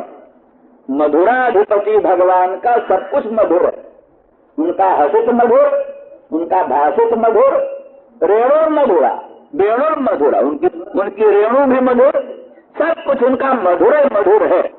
अरे मिठाई के बने हुए खिलौने का सब कुछ मिठाई ही तो है। मिठाई का बना हुआ घोड़ा हो तो उसका हाथ भी मिठाई, सिर भी मिठाई, बाल भी मिठाई, तो मिठाई मिठाई है और क्या। कैसे सच्चिदानंद रससार सरोवर समुद्भूत सरोज, पूर्णानुराग रससार सरोवर समुद्भूत सरोज, उद्बुद्ध उभयविध संप्रयोगात्मक विप्रयोगात्मक श्रृंगार रससार सर्वस्व श्री कृष्ण रसमय, रसमय, हस्तार बिंद, पादार बिंद, बदनार बिंद, सब कुछ मधुर मधुर रस रस रस रस। उनमें भी सबकी अपेक्षा मुखचंद्र और मधुर, मुखचंद्र और मधुर है, जिसको ध्यान करके भावुक मुग्ध हो जाता है, मोहित हो जाता है। जिनका स्वरूप कभी धोखे से भी आ गया हृदय में तो प्राणी लोटपोट हो जाता है, भावावेश में तन्मय हो जाता है। तो मुखचंद्र, और मुखचंद्र में भी अधर अधर सुधा, मुखचंद्र में भी रहने वाली जो अधर सुधा, अधर सुधा जो अधरामृत, भगवान के मंगलमय मुखचंद्र का अधरामृत, वो अधरामृत ही बंशी के छिद्रों में प्रविष्ट हुआ और वही वेणुनाद ब्रह्म का रूप धारण कर लिया, नाद ब्रह्म का रूप धारण कर लिया। नाद ब्रह्म का रूप धारण करके शक्र सर्व परमेश पुरोगा, कश्मलन जजुर निश्चित तत्वा शक्र सर्प परमेष्ठी आदि भी नाद ब्रह्म को श्रवण कर कृष्ण के मुखचंद्र से निर्गत जो वेणुनाद, कृष्ण के मुखचंद्र का जो दिव्य अधरामृत वही वेणु छिद्रों में प्रविष्ट होकर वेणुनादामृत के रूप में प्रकट हुआ, उसको श्रवण करके सब सर्व परमेष्ठी प्रवृत्ति मोहित हो जाते हैं और कशबलन जजू मूर्छित हो जाते हैं। भाव उद्रेक में, भाव के उद्रेक में मूर्छित हो जाते हैं। अनिश्चित तत्वाहा, कुछ निश्चय नहीं कर पाते क्या है ये, क्या है। और वो जो अधर सुधा है जिसने देवराज इंद्र की सुधा को भी अधर बना दिया, अधर बना दिया। और तो वो अधर सुधा कैसी है? मोहिनी, मोहिनी मोहन करने वाली, जिसके एक एक अंश से लोग मोहित हो गए, शक्र सर्व परमेष्ठी पुरोगम लोग मोहित हो गए। और ये सरसी और सरोवर जड़, जिसने स्थावरों को जंगम बना दिया, जंगमों को स्थावर बना दिया। जंगम जो है वो तो स्थावर बन गए, चलने वाली। जमुना नदी जो बहती थी, चल रही थी, कृष्ण का वेणुनाद श्रवण करके तो हो गई, इंद्र नीलमणि के तुल्य जम गई, जम गई। जैसे जल जम जाता बर्फ बनकर, श्री कृष्णचंद्र के मुखचंद्र से निर्गत वेणु गीत का रसास्वादन करके जमुना घनीभूत होकर इंद्र नीलमणि के तुल्य होकर स्थिर हो गई। और पाषाण जो है, पत्थर पाषाण, उस वेणु गीत का रसास्वादन करके पत्थर पिघल गए, पानी बन गए, पिघल कर बहने लग गए। जो पत्थर स्थावर था वो तो जंगम हो गया, चल पड़ा, माने पिघल करके पत्थर बह पड़े। और चलने वाली नदी वो प्रेमोन्माद में स्थावर हो गई, स्थिर हो गई, इंद्र नीलमणि के तुल्य जम करके स्थिर हो गई। निर्जोग पाशकृत विचित्रम पुलकस्तरुणाम, क्या है? पुलकस्तरुणाम निर्जोग पाशकृत वंचने और विचित्रम, ऐसा है, बड़ा सुंदर श्लोक। अस्पन्ननम गतिमताम पुलकस्तरुणाम, गतिमान तो स्पंदन रहित हो गए। चलने वाले लोग मनुष्य है, जमुना है, पशु है, पक्षी है, हरिण है, हरिणी है, जो गतिमान, उनका तो गति बंद हो गई, स्पंदन बंद हो गया। और तरु जो है उनमें पुलकावली हो गई, तरुओं में रोमांच हो गया। कहा ये जो वृक्षों में मुझे मधुधारा टपक रही है, ये मधुधारा नहीं है, आनंद के आंसू। ये मधुधारा नहीं है, आनंद के आंसू। इनमें जो नाना प्रकार के फूल पल्लव विकसित हो रहे हैं, ये मानो रोमांच, रोमांच। तो तरुओं में भी पुलकावली, तरुओं में भी मधुधारा के ब्याज से आनंदाश्रु का प्रवाह,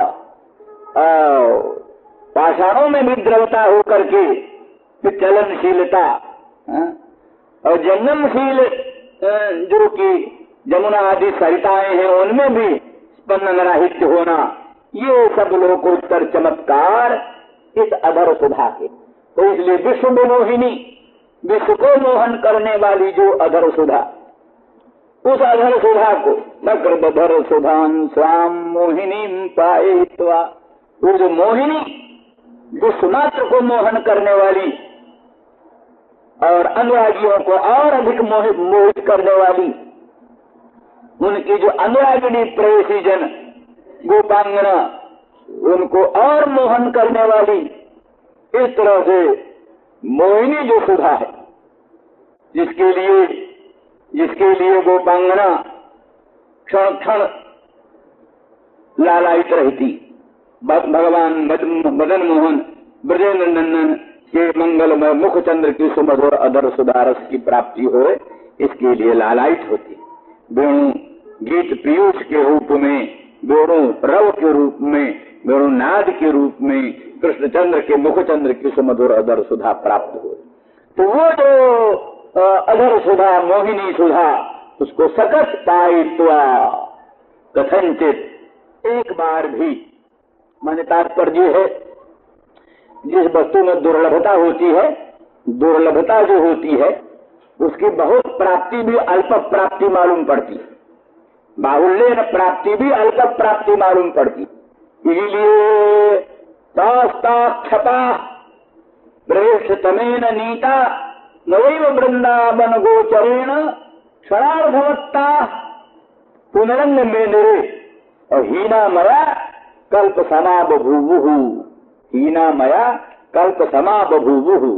तास्ताक्षपा, वो बड़ी रात्रियां, प्रहर चतुष्टयवती रात्रि में अनंत अनंत ब्राह्मी रात्रियों का सन्निवेश किया था।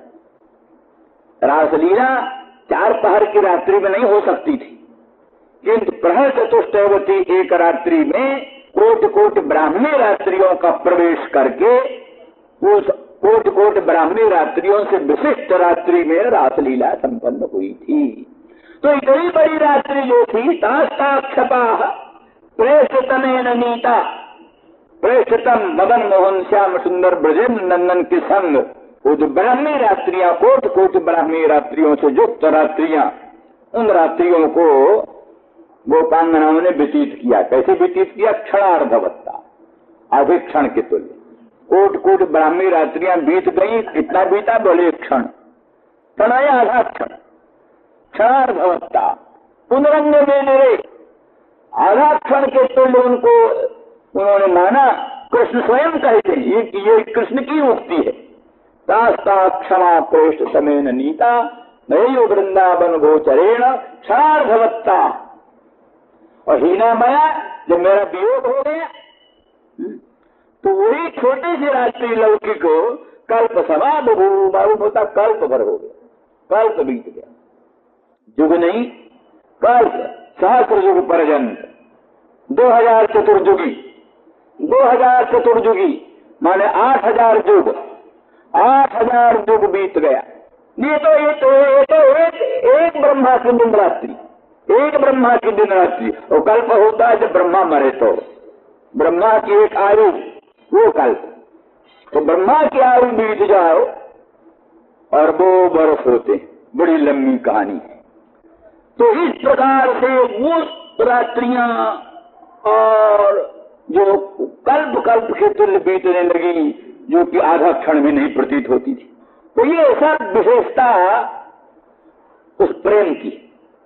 तो प्रेम में, उत्कट अनुराग में अति बड़ा से बड़ा काल, बड़ा से बड़ा सुख तो क्षण के भीतर मालूम पड़ता है, क्षण भर बीत गया। इसलिए सकृत का प्रश्न नहीं है, वहां तो निरंतर जो भगवान के अनंत सौंदर्य का रसास्वादन करता रहे, अनंत माधुर्य का रसास्वादन करता रहे, भगवान के अचिंत अनंत दिव्य कल्याण गुणगणों का निरंतर रसास्वादन करता रहे, तो भी वो सारा काल मालूम पड़ता क्षण भर बीता, क्षण भर बीता।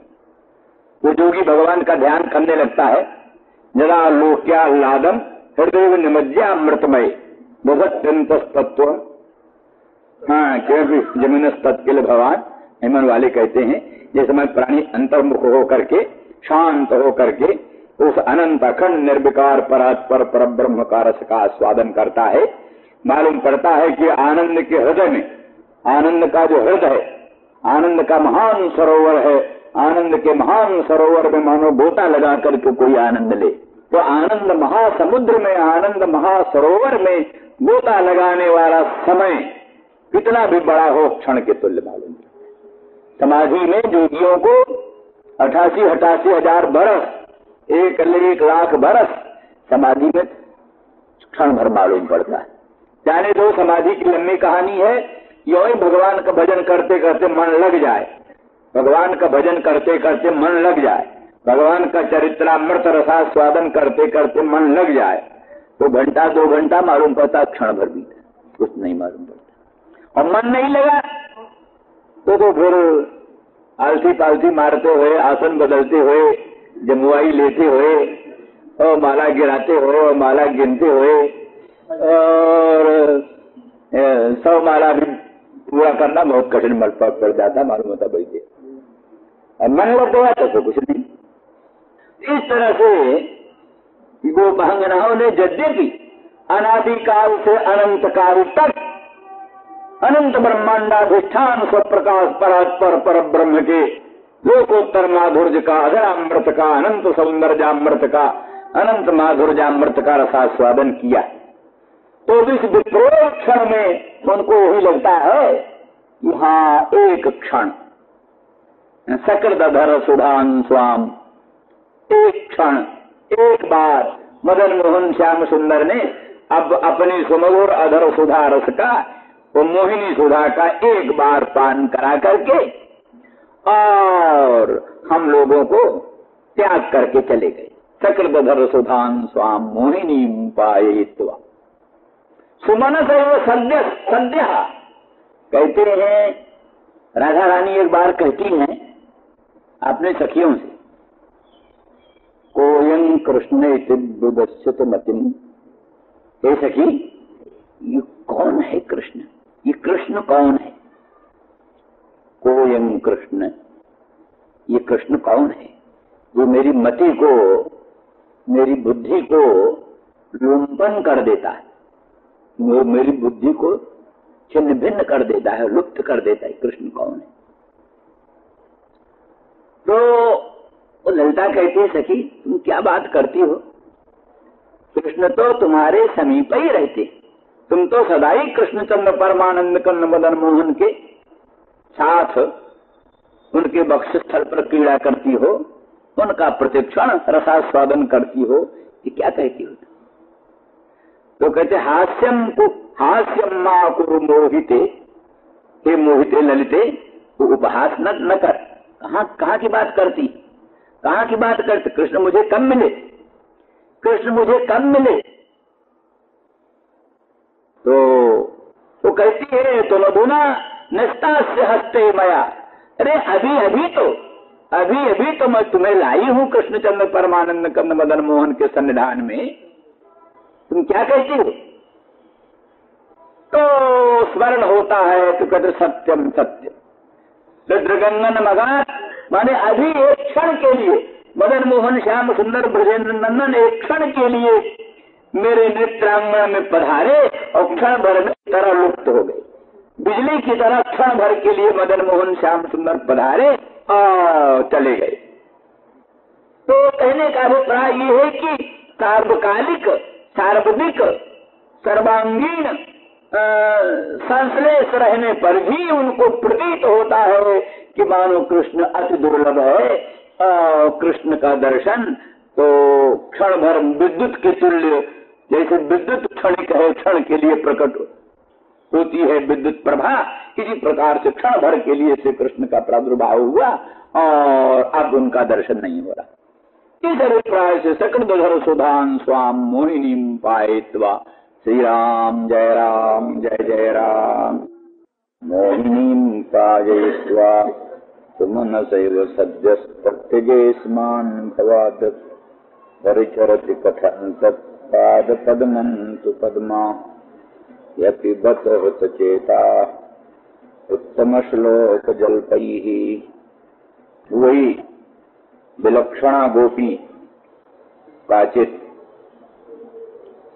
राधा रानी वृषभानुनंदिनी वही कहती,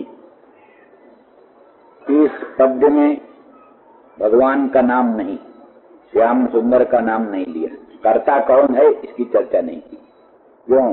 बोले ईर्ष्यातिशयात, अधिक ईर्ष्या के कारण उनका नाम नहीं लेती।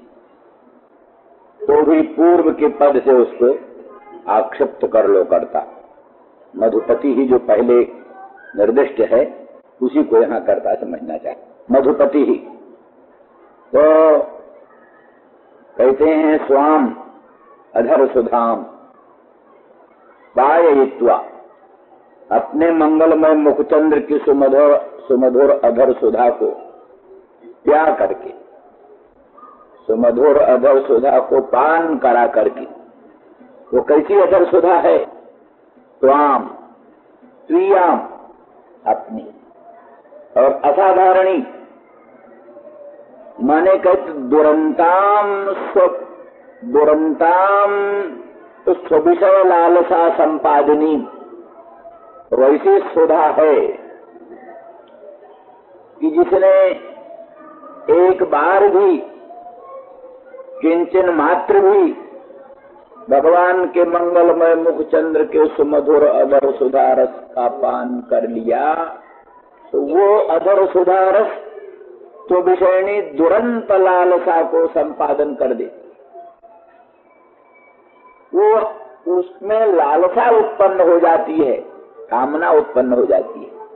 ऐसी लालसा जो दुरंत है, जिसका कभी अंत ही नहीं, जिस लालसा का कभी अंत ही नहीं होता, दुरंत लालसा, वैसी सुधा है। भगवत संबंधी वस्तु और भगवान का ये स्वभाव है। किंचन मात्र कथंचिदपि उनके साथ संबंध जुड़ जाए तो फिर उस प्राणी का पार्थक्य हो ही नहीं सकता। केवल किसी तरह से भी संबंध जोड़ना चाहिए। भगवत चरित्रामृत का जो आस्वादन करते हैं, चरित्रामृत का, कथामृत का जो पान करते हैं, चरित्रामृत का जो पान करते हैं, उनको अगर एक बार भी अच्छा स्वाद आ गया, चरित्रामृत का रसास्वाद आ गया, तो फिर उससे प्राणी कभी भी विरत हो ही नहीं सकता। उसकी लालसा उत्तरोत्तर ऐसी बढ़ती जाती है कि उसमें अलम बुद्धि कभी होती नहीं। बड़े बड़े तत्वज्ञानी, ब्रह्मविद वरिष्ठ, उनको सुनने की जरूरत नहीं है, ज्ञात ज्ञेय है, आप्त काम पूर्ण काम आत्मा राम परम निष्काम है। परंतु श्रोता मिल जाए तो वो वक्ता बन जाते हैं, वक्ता मिल जाए तो श्रोता बन जाते हैं, और नहीं कोई होता तो फिर अपने आप ही गान करने लगते।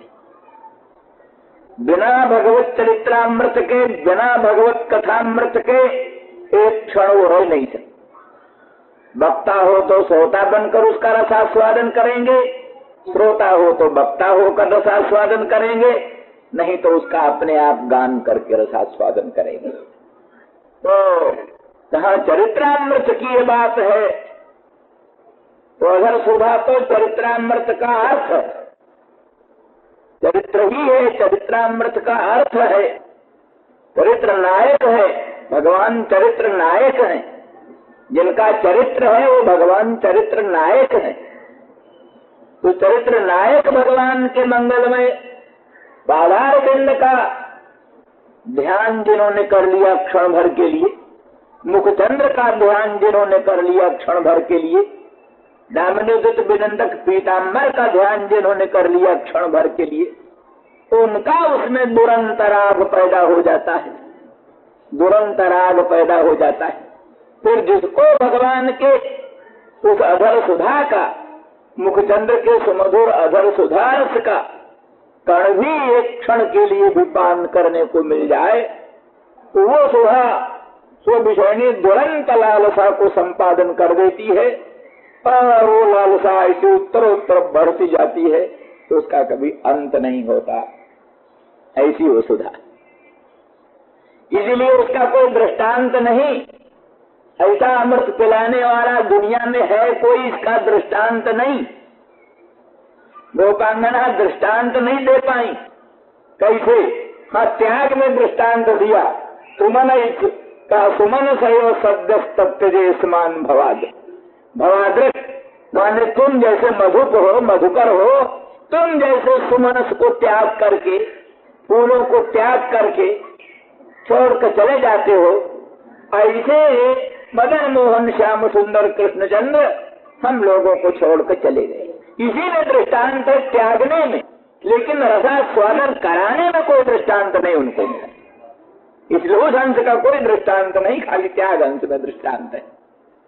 तो इस तरह से ये ऐसी अग्र सुधा। हमने कल कहा जब भगवान का पादार बिंद का लोकोत्तर महत्व, हस्तार बिंद बदनार बिंद का लोकोत्तर महत्व, तो सुधा तो बड़ी अंतरंग है और उसके कई भेदों का हमने वर्णन किया है। देव भोग्या अधर सुधा, भगवत भोग्या अधर सुधा, सर्वा भोग्या अधर सुधा, 3 प्रकार की अधर सुधा वल्लभाचार्य ने अपने सुबोधनी में वर्णन किया है। देव भोग्या, भगवत भोग्या, सर्वा भोग्या। बस तो उन पर विवेचन न करेंगे इस समय, इतना ही समझ लीजिए यहाँ प्रसंगानुसार कि वहाँ वो कहती हैं कि असमान साध्वी ही असमान, माने वो कहते हैं कि हम नहीं चाहती थी उनके मंगलमय मुखचंद्र के अधर सुधा रस का पान, हम नहीं चाहती थी। पायित्वा प्रेरणा, स्वयं प्रेरित करके अंतर्जामी जिस काम को प्रेरणा करने लगे कौन रुके भाई। एक तो हमारी रुचि की बात थी, वो कुछ नहीं है, किंतु वो अंतर्जामी है, प्रेरणा करते हैं। जिसको प्रेरणा करते हैं उसका क्या मतलब है। ईश्वर सर्वभूतानां हृदयेर्जुन तिष्ठति, ग्रामयं सर्वभूतानि यंत्रारूढ़ानि मायया। जैसे सूत्रधार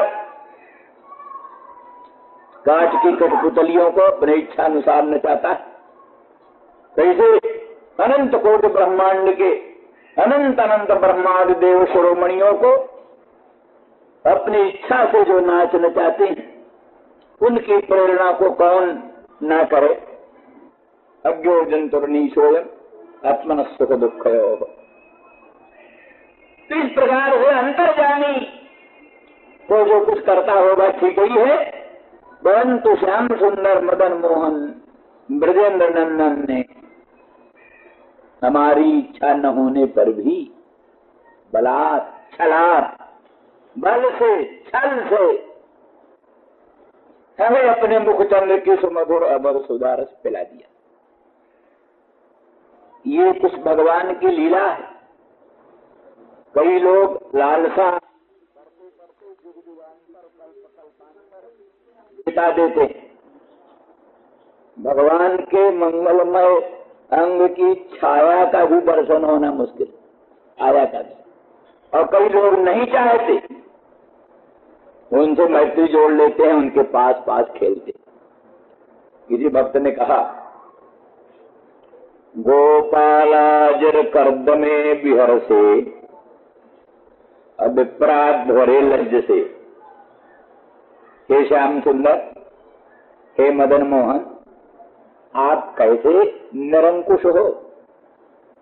गोपालाजर कर्दमे बिहर से, गोपाल जो है गौ चराने वाले लोग, गोपाल उनका जो अजर है, प्रांगण है जिसमें खूब गोबर, गाय का गोबर पड़ा हुआ है और गाय का मूत्र पड़ा हुआ है, तो गोबर और गोमूत्र के से, गोबर और गोमूत्र का करदम जहां बन गया, कांदो बन गया, कीच बन गया, तो गोबर और गोमूत्र का कीचड़ जहां पड़ा हुआ है, ऐसा जो गोपालों का अजर, गोपालों के अजर में जो करदम है, उस करदम में आप कीड़ा करते हो, विहार करते हो। और बड़े बड़े याज्ञिक विद्वान वेदज्ञ आपको अपने अध्वर्यों में बुलाते हैं, यज्ञों में बड़ा वेद मंत्र पढ़ करके आपको अपने अध्वर्यों में बुलाते हैं। वहां जाने में आपको शर्म लगती है। गोपालों के अजर करदम में तो कीड़ा करते हो और विप्रों के अध्वर्यों में जाने में शर्माते हो। क्या विचित्र बात। गोपालाजर कर्दमे बिहर से विप्रा भरे लज्ज से, ब्रूसे गोधन हुंकृतई, गोधनों के हुंकार से गायों ने हमवारो किया तो बोल पड़ते, हाँ जमुना, हाँ गंगा, गायों के हुंकार से बोल पड़ते हो। ब्रूसे गोधन हुंकृतई, गोधनों के हुंकार से बोल देते हो। और कहते हैं, कहते स्तुति सतैर मौनम विधत्से, स्तुति सतैर मौनम विधत से सताम। सत्पुरुष लोग जो हजारों स्तुति करते, हजारों स्तुति करते, विद्वान लोग नए नए काव्य बना करके, नए नए श्लोक बना करके, सुंदर सुंदर श्लोक बना करके आपकी स्तुति करते हैं, आप मौन हो जाते हैं, मालूम होता है कभी बोलते ही नहीं, आप बोलना जानते ही नहीं। तो ब्रू से गोधन हूं कृतई और स्तुति सतई मौनम विधत से सताम। तो ये आपकी विचित्र लीला है। तो जो लोग तो आपके मुखचंद्र दर्शन के लिए लालायित हैं, उनको तो दर्शन नहीं देते। जो लोग पादारविंद के चरणोदक के लिए तरसते हैं, भगवान का चरणोदक मिल जाए तो उसमें तो आप शर्माते हैं। परंतु किन्हीं लोगों को न चाहने पर भी सुमधुर अधर सुदारस पिला देते, न चाहने पर भी। पाययित्वा अनिच्छया, तो ये है बड़ी लोकोत्तर भक्ति, बड़ी अद्भुत भक्ति है। वृंदा की कथा है, वृंदा तुलसी, वृंदा उसकी गालियां सुनी और उसने शाप दिया, जाओ तुम पत्थर बन जाओ। वृंदा ने शाप दे दिया, जाओ तुम पत्थर बन जाओ। पत्थर बन गए, शालग्राम बन गए, भगवान विष्णु शालग्राम बन गए, उसका शाप अंगीकार करके पत्थर बन गए। वहां भी तुलसी को नहीं छोड़ा, मुझको आओ जरूर, हम पत्थर बन जाएंगे, लेकिन शालग्राम पर तुलसी न चढ़ी तो फिर पूजा बेकार। तुलसी चढ़नी चाहिए। भोग लगाओ 56 भोग 3600 व्यंजन, और बिन तुलसा हरि एक न मानी। 56 भोग लगाओ 3600 व्यंजन था, तुलसा नहीं है, तुलसी नहीं है तो सब बेकार। तो जिसके साप से पत्थर बन गए फिर भी उसको छोड़ते नहीं। तो किसी को तो भगवान जबरदस्ती पकड़ते हैं और किसी के 1000 प्रार्थना करने पर भी उसके पास नहीं पटकते। ये मामला क्या है? मामला यही है, कोई जन्म जन्मांतर का जुग जुगांतर का कोई पुण्य पुंज है, और क्या है। बिना पुण्य पुंज के तो कुछ बात बनती नहीं। इस समय भले कई गोपांगना भगवान को पकड़कर नंदरानी के पास ले जाती थी।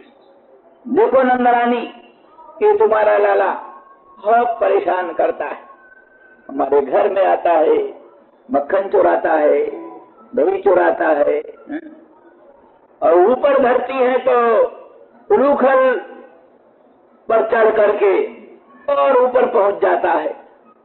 नहीं हाथ से मिलने वाला होता है तो छिद्र कर देता है भांड में ही, वहीं से गिरने लगता है दूध दही। तो ये सब उपद्रव। तो वो गोपांगना उलाहना देने जाती हैं बार बार। तो ऊपर से तो उलाहना देती हैं, लेकिन भीतर से चाहती है आओ हमारे घर रोज, ऐसा बढ़िया बढ़िया दही जमा कर रखें, बढ़िया बढ़िया मक्खन निकाल कर रखें। लालसा मन में यही बनी रहे कि हे भगवान, हे दयालु, हे विधाता, कभी कब हम पर कृपा होगी प्रभु, हमारे घर मक्खन चुराने आएंगे, दही चुराने आएंगे। ऊपर से तो सब ऐसे ही नाटक करती रही, लेकिन भीतर की बात ये। तो ऐसे ही तुलसी आज भले शाप दे दे भगवान को, और आज भले भगवान को छोड़कर, भगवान की उपेक्षा करके अपने दैत्यपति, वो दैत्य था ना जालंधर, दैत्यपति जालंधर, उसको लेकर सती हो गई। उसके मुर्दा को, जालंधर दैत्य के मुर्दा को लेकर सती हो गई, अग्नि में जल गई। और भगवान की ओर बिल्कुल नहीं निहारा, भगवान के प्रेम को कुछ नहीं देखा और शाप दे दिया तुम पत्थर। तो भी लिखा है कि भगवान उसकी चिता पर, चिता जब उसकी जल गई, उसकी चिता में लौटते हुए भगवान महीनों रोते रहे, महीनों रोते रहे, उसकी चिता पर लौटते। क्या मतलब था क्या भगवान कामी थे? कामी भी तो ऐसा नहीं करता। दुनिया का कौन कामी ऐसा है कि जो कामिनी को प्यार करता हो और कामिनी ठुकराती हो? वो कामिनी को प्यार करे और कामिनी उसको ठुकराए, कामिनी उसको शाप दे और उसकी उपेक्षा करके और छोड़ करके अपने पति के साथ सती हो जाए, और तो भी वो कामी उसके चिता के भस्म पर लौटे महीनों। ऐसा दुनिया में कोई कामी है? कोई कामी नहीं। कामी तो वहां जाता है जहाँ काम की तृप्ति हो, जहाँ काम की तृप्ति हो वहां कामी जाता है। ये तो कुछ नहीं है, ये तो शुद्ध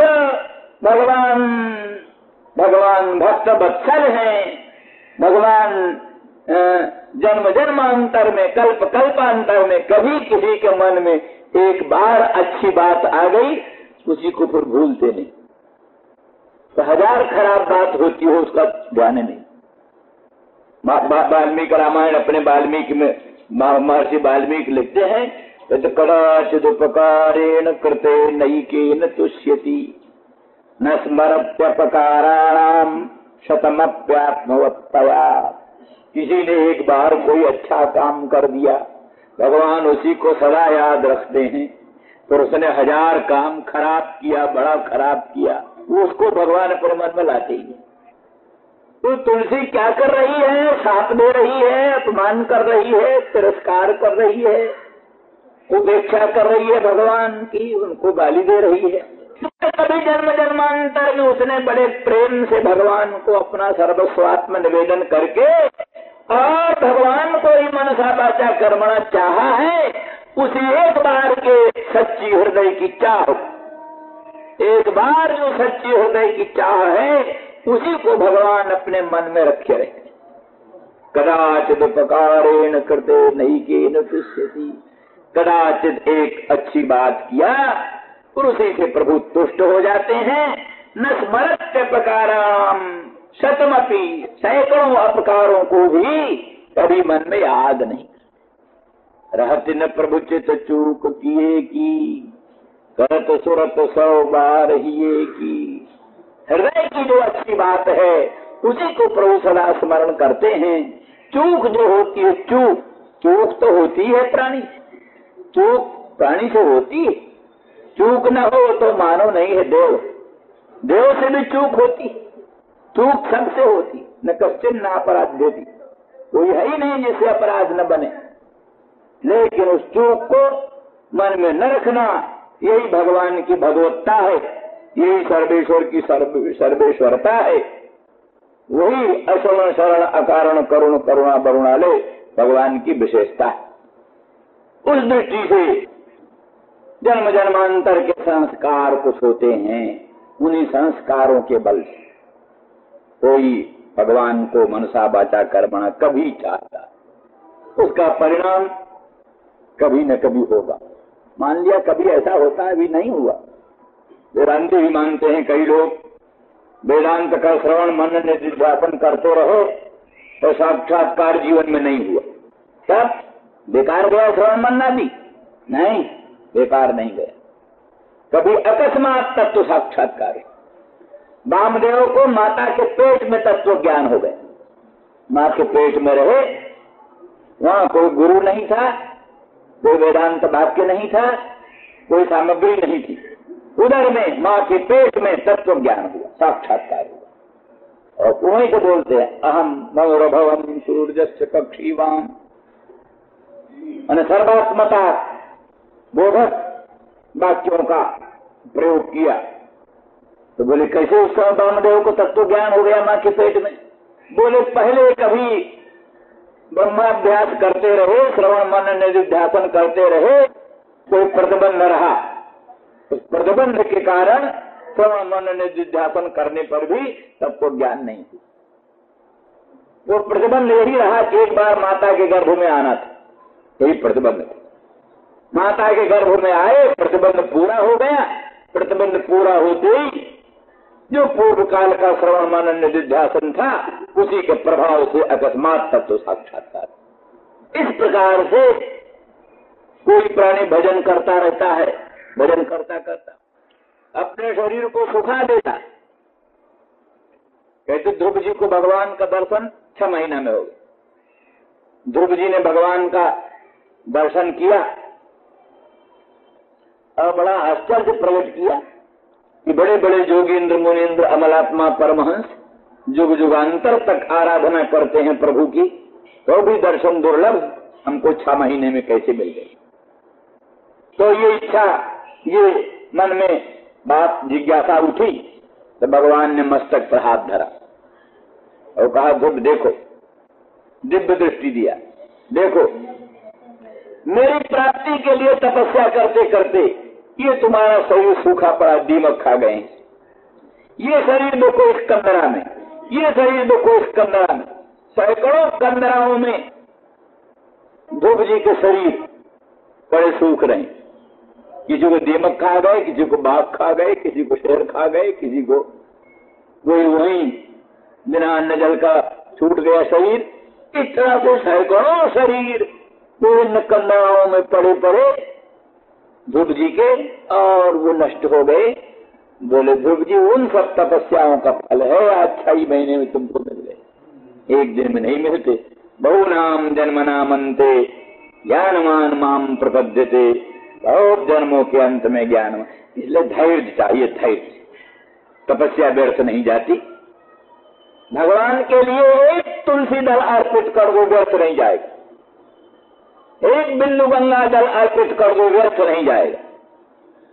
सत्या में सत्य है, तुलसी दल मात्रे न जल से चिलुके न विक्रीणीते स्वमात्मानम भक्तेभ्यो भक्त वत्सला। भक्त वत्सल भगवान अपने आप को बेचते हैं, खरीद लो कोई भगवान को, खरीद लो। बोले दाम क्या? बोले दाम क्या है, तुलसी का एक पत्ता और एक बिंदु गंगा जल। तो गंगा जल न मिले तो फिर नाले जल, नदी का जल, कुआं का जल, जो जल हो, क्या लगता है इसमें? तो वो जो एक शुभ कर्म है, छोटा सा कर्म, छोटा, वो कभी नष्ट नहीं हो, भले उसके विरोधी कई कर्म आ गए, विरोधी कई कर्म है तो दब जाए, वो कर्म दबा रहेगा, अभिभूत रहेगा, नष्ट नहीं। इनका स्वल्पमप्यस्य धर्मस्य त्रायते महतो भयात्। निष्काम कर्म, निष्काम भगवदाराधना, निष्काम भगवदाराधना, भगवदाराधन बुद्धि से निष्काम कर्म जो का अनुष्ठान स्वल्पमपि, थोड़ा भी अनुष्ठित हो तो त्रायते महतो भया, महान भय से अकस्मात रक्षा कर लेता। अजामिल को संस्कार जगाए न, अजामिल को यमराज के दूतों ने आकर घेरा तो भयभीत होकर के वो संस्कार जग गए, नारायण नाम लिया, किसी तरह से नारायण नाम आया, बेड़ा पार हो गए। विष्णु के दूत आ गए, विष्णु दूतों का जमदूतों का संवाद सुन लिया, ज्ञान वर्धक विष्णु दूतों का संवाद सुन लिया और बस फिर यमराज के पाशों से छूट गए, जमदूत के पाशों से छूट गए और भगवद आराधन में एक निष्ठ होकर के भगवत पद को प्राप्त कर लिया। इसी तरह से एक क्षण के लिए भी मनसा वाचा कर्मणा शुद्ध भाव से एक तुलसी जल, एक बिंदु जल या कुछ भी न हो, भावना मात्र, एक बिंदु आंसू, एक बिंदु आंसू आंखों में भगवान के लिए, प्रभु के लिए, ये सब ऐसी उत्तम वस्तु है कि थोड़ा फिर भले ही दूसरे संस्कार आ जाएंगे। अरे कोई अकस्मात एकदम भक्त बने तो भक्त बना रहे तो बहुत ऊंची बात है, पर ऐसा भी हो सकता है कि 1 मिनट भक्ति किया और फिर वही क्या दुरात्माओं का संसर्ग हो गया, दुरात्माओं के संस्कार आ गए और फिर अनाचार पापाचार दुराचार की परंपरा चल पड़ी, तो भी वो नष्ट नहीं होगा, दब जाएगा, अभिभूत रहेगा। बुरे कर्मों से वो शुभ कर्म दबा तो रहेगा पर नष्ट नहीं होगा, वो अपना फल देकर ही नष्ट होगा। फल उसका भगवत फल प्राप्ति है, भगवत फल प्राप्ति ही फल है, दूसरा फल कुछ नहीं उसका। और चीजों का तो और भी फल हो सकता है, तो निष्काम भावना से भगवत आराधना बुद्धि से जो शुभ कर्म भगवान के चरणों में अर्पण है, जो शुभ वस्तु भगवान के चरणों में अर्पण है, वो कभी अपना फल बिना दिए नष्ट नहीं होती और उसका फल है भगवान के पद की प्राप्ति, वही है। तो विरोधी कर्मों से दबा रहे, दबा रहे, फिर कभी उद्भूत हो जाए। बिहार में भूकंप आया, यहां धरती फटी, पानी निकला, उधर धरती फटी, उधर धरती फटी, उधर पानी, भयभीत होकर बहुत लोग दुर्गा दुर्गा चिल्लाने लगे, बहुत लोग राम राम चिल्लाने लगे। तो कई वज्र नास्तिक है, उन पर कोई असर नहीं पड़ा, वज्र नास्तिकों पर उसका कोई असर नहीं पड़ा, बाकी दूसरे लोगों पर असर पड़ गया। तो किन पर असर पड़ा, किन पर नहीं असर पड़ा? कोई जिनमें कोई संस्कार था जन्मांतर का, उनमें तो असर पड़ गया, जिनमें जन्मांतर को कोई संस्कार ही नहीं था उनमें असर कैसे पड़ रहा है? इस तरह से कभी भी शुभ कर्म आपने किया है, भगवत आराधन बुद्धि से और भगवान को अर्पित किया है, तो कभी मौका आने पर आप जो सत्संग में प्रवृत्त हो जाएंगे। नहीं तो सत्संग होता रहता है, सबकी सुनने की प्रवृत्ति क्यों नहीं? सब क्यों नहीं सुनते? सबकी रुचि क्यों नहीं होती वेदांत श्रवण में? सबकी रुचि क्यों नहीं होती भागवत श्रवण में? मनुष्याणाम सहस्रेषु कच्चित् सिद्धये, सहस्रों सहस्रों मनुष्यों में, लक्ष लक्ष कोटि कोटि मनुष्यों में कोई एक पुरुष धौरे इन वस्तुओं के मनन में निधिध्यासन में संलग्न होता है, तो क्यों लग जाता वो संस्कार? वही जो थोड़ा सा शुभ कर्म किया है वही संस्कार बीच बीच में जगता रहता है, बुरे कर्मों के बीच बीच में वो जगता रहता है, अशुभ कर्मों की धाराओं में भी वो जगता रहता है बीच बीच में। इसीलिए कभी से किसी भी भीषण से भीषण धारा में जाता हुआ भी प्राणी उन कर्मों से उद्बोधित होकर के एकदम लौट पड़ सकता है। प्रहलाद का जन्म कहाँ हो गया? असुर कुल में, असुरों के घर में प्रहलाद का जन्म हुआ, जहाँ कोई भक्ति की बात नहीं, ज्ञान ध्यान की बात नहीं, मारो काटो खाओ पियो यही सिद्धांत जानता हो, चाहे और चल रहा था। उन असुरों के खानदान में, असुरों के कुल में, असुर नहीं असुर राज, असुरों का राजा, असुरों का सम्राट, उसके घर का खास होता हुआ भी बिल्कुल विपरीत। क्यों? संस्कार, वो जन्मांतर के संस्कार, तो इसलिए वो संस्कार कहीं भी प्रकट हो सकते हैं। इन सब दृष्टियों से ही बात बनती है कि कई लोग भगवान के लिए ललचाते रहते हैं, मुखचंद्र दर्शन के लिए ललचाते रहते हैं। बताया ना, कई लोग चाहते हैं क्षण भर के लिए भगवान का मधुर मनोहर मंगलमय मुखचंद्र हमारे हृदय में प्रकट हो जाए। प्रत्याहृत्य मन क्षणम विषय तो जस्मिन मनोधित्सति, संसार से मन को हटा हटा करके यम नियम आसन प्राणायाम धारणा ध्यान समाधि अष्टांग योग का अनुष्ठान कर कर विषयों से मन हटा हटा करके भगवान के चरणों में क्षण भर के लिए मन लगाना चाहते हैं, भगवान के मंगलमय श्री अंग की स्फूर्ति अपने हृदय में लाना चाहते हैं, पर नहीं आती। यही गोपांगना उसी स्फूर्ति को हृदय से मिटाना चाहती है। ये मदन मोहन श्याम सुंदर हमारे हृदय से निकल जाए, हे विधाता, हे प्रभु कृपा करो ये मदन मोहन हमारे हृदय से निकल जाए, हम बहुत परेशान है इससे। ये आश्चर्य कहाँ है? कोई उनको हृदय में क्षण भर के लिए लाने के लिए परेशान है, ये उनको निकालने के लिए परेशान है। तो ये इनका कोई जन्म जन्मांतर का बड़ा अद्भुत सौभाग्य है, अद्भुत पुण्य है। उसी पुण्य के प्रभाव से ये बात बन गई है। इसी का नाम स्वाभाविकी प्रीति, स्वारस की प्रीति, रागानुगा प्रीति, पुष्टि प्रीति, ये सब इन प्रीतियों के नाम। यहाँ स्वाभाविक उनको ही लगता है कि श्याम सुंदर ने हमारे न चाहने पर भी चक्रधर सुधान स्वाम मोहिनीम पायित्वा। बोले सखी तुमने क्यों पिया? तुमने ऐसे श्याम सुंदर के मुखचंद्र की सुमधुर अधर सुधारस को क्यों पिया? और तो उनके प्रेम में पागल क्यों हो गई? बोले सखी क्या करें, वो मोहिनी है, मैंने बुद्धि भ्रंश करी, वो सुधा बुद्धि को भ्रंश कर देती है, क्या करें, विवेक ही नहीं रह जाता। सचमुच जिसको एक क्षण के लिए भी प्रभु के दामने दुत बिनिंदक पीतांबर की छटा मन में भाषित हो गई, बालारविंद की नखमण चंद्रिका की एक रश्मि जिसके हृदय में भाषित हो गई, उसका सारा विवेक। कहते हैं जोलो तो है नंद को कुमार ना है दृष्ट पयो, जब तक तेरे मन में नंद कुमार क्षण भर के लिए भी नहीं आया, तब तक तू बैठकर सारे लंबी चौड़ी ज्ञान विज्ञान की बातें बघाड़ ले।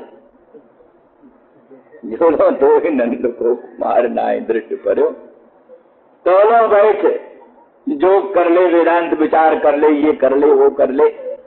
जहां वो नंद लाला मदन मोहन श्याम सुंदर की मुखचंद्र की आभा प्रभा कांति, पादार बिंद की नखमण चंद्रिका की दिव्य द्युति क्षण भर के लिए मन में प्रकट हुई, प्राणी का अंतःकरण लोटपोट हो जाता है। मुझे सखी क्या करे तो बुद्धि भ्रंश हो जाता है, विवेक रह नहीं जाता। इसलिए तकृदधर सुधान स्वाम मोहिनी पायित्वा, मोहिनी बुद्धि भ्रंश करी तो बिजानी दुरंत लालसा संपादिनी, दुरंत लालसा पैदा करने वाली और बुद्धि भ्रंश करने वाली ऐसी सुधा को छल से हाँ, इस अंश में दृष्टांत हो सकता है। मधुपैरो, मधु क्या करता है? भ्रमर क्या करता है? भ्रमर भी चमत्कार है। दूर कोई फूल फूला हुआ है, दूर, भ्रमर बहुत दूर है, दूर कोई कमल प्रफुल्लित हुआ है, दूर कोई मालती, मल्लिका, जाति, जूथिका आदि पुष्पों के लताएं प्रफुल्लित हुई हैं, तो दूर से वो पहुंच जाता है। ये मधुप का, भ्रमर का गुण है। अति दूर से भी पुष्प का गंध आघ्राण करके वायु के द्वारा दूर प्राप्त हुई फूलों की गंध, कमल के फूलों की गंध या और मालती, मल्लिका, जाति, ज्योतिका की दिव्य गंध दूर पहुंचती है, वो बस पहुंच जाता है, मड़राने लगता है, आसपास मड़राने लगता है और गुंजार करने लगता है और एकदम पुष्प का मुख चुम्बन कर लेता है, पुष्प का मुख चुम्बन कर लेता है और पुष्प का पराग रसास्वादन करता है। ये जैसे गुण मधुप में है, तैसे श्याम सुंदर भी दूर, कितने भी दूर हो, ये पहचान लेते हैं कहाँ हमारा प्रेमी। कोई गुण समझ लो, कोई मैंने गोपांगनाओं का सौंदर्य पर मोहित होकर, गोपांगनाओं के माधुर्य पर मोहित होकर, गोपांगनाओं के लोकोत्तर गुणों पर मोहित होकर, जैसे भ्रमर सौगंध पर मोहित होकर दूर से पहुंच जाता है, फिर पास मड़राने लगता है, इसे दूर से सुन लेंगे किसी को, वहां पहुंच जाएंगे, मड़राने लगेंगे, अपना गुंजारो बंशी का मधुर निनाद सुनाने लगेंगे, बंशी का मधुर निनाद सुनाने लगेंगे और सन्निधान में पहुंच जाएंगे और स्पर्श कर लेंगे और इस प्रकार से बलात् छलात्, बल से छल से अपने मुखचंद्र की समग्र सुधारस पिलाए।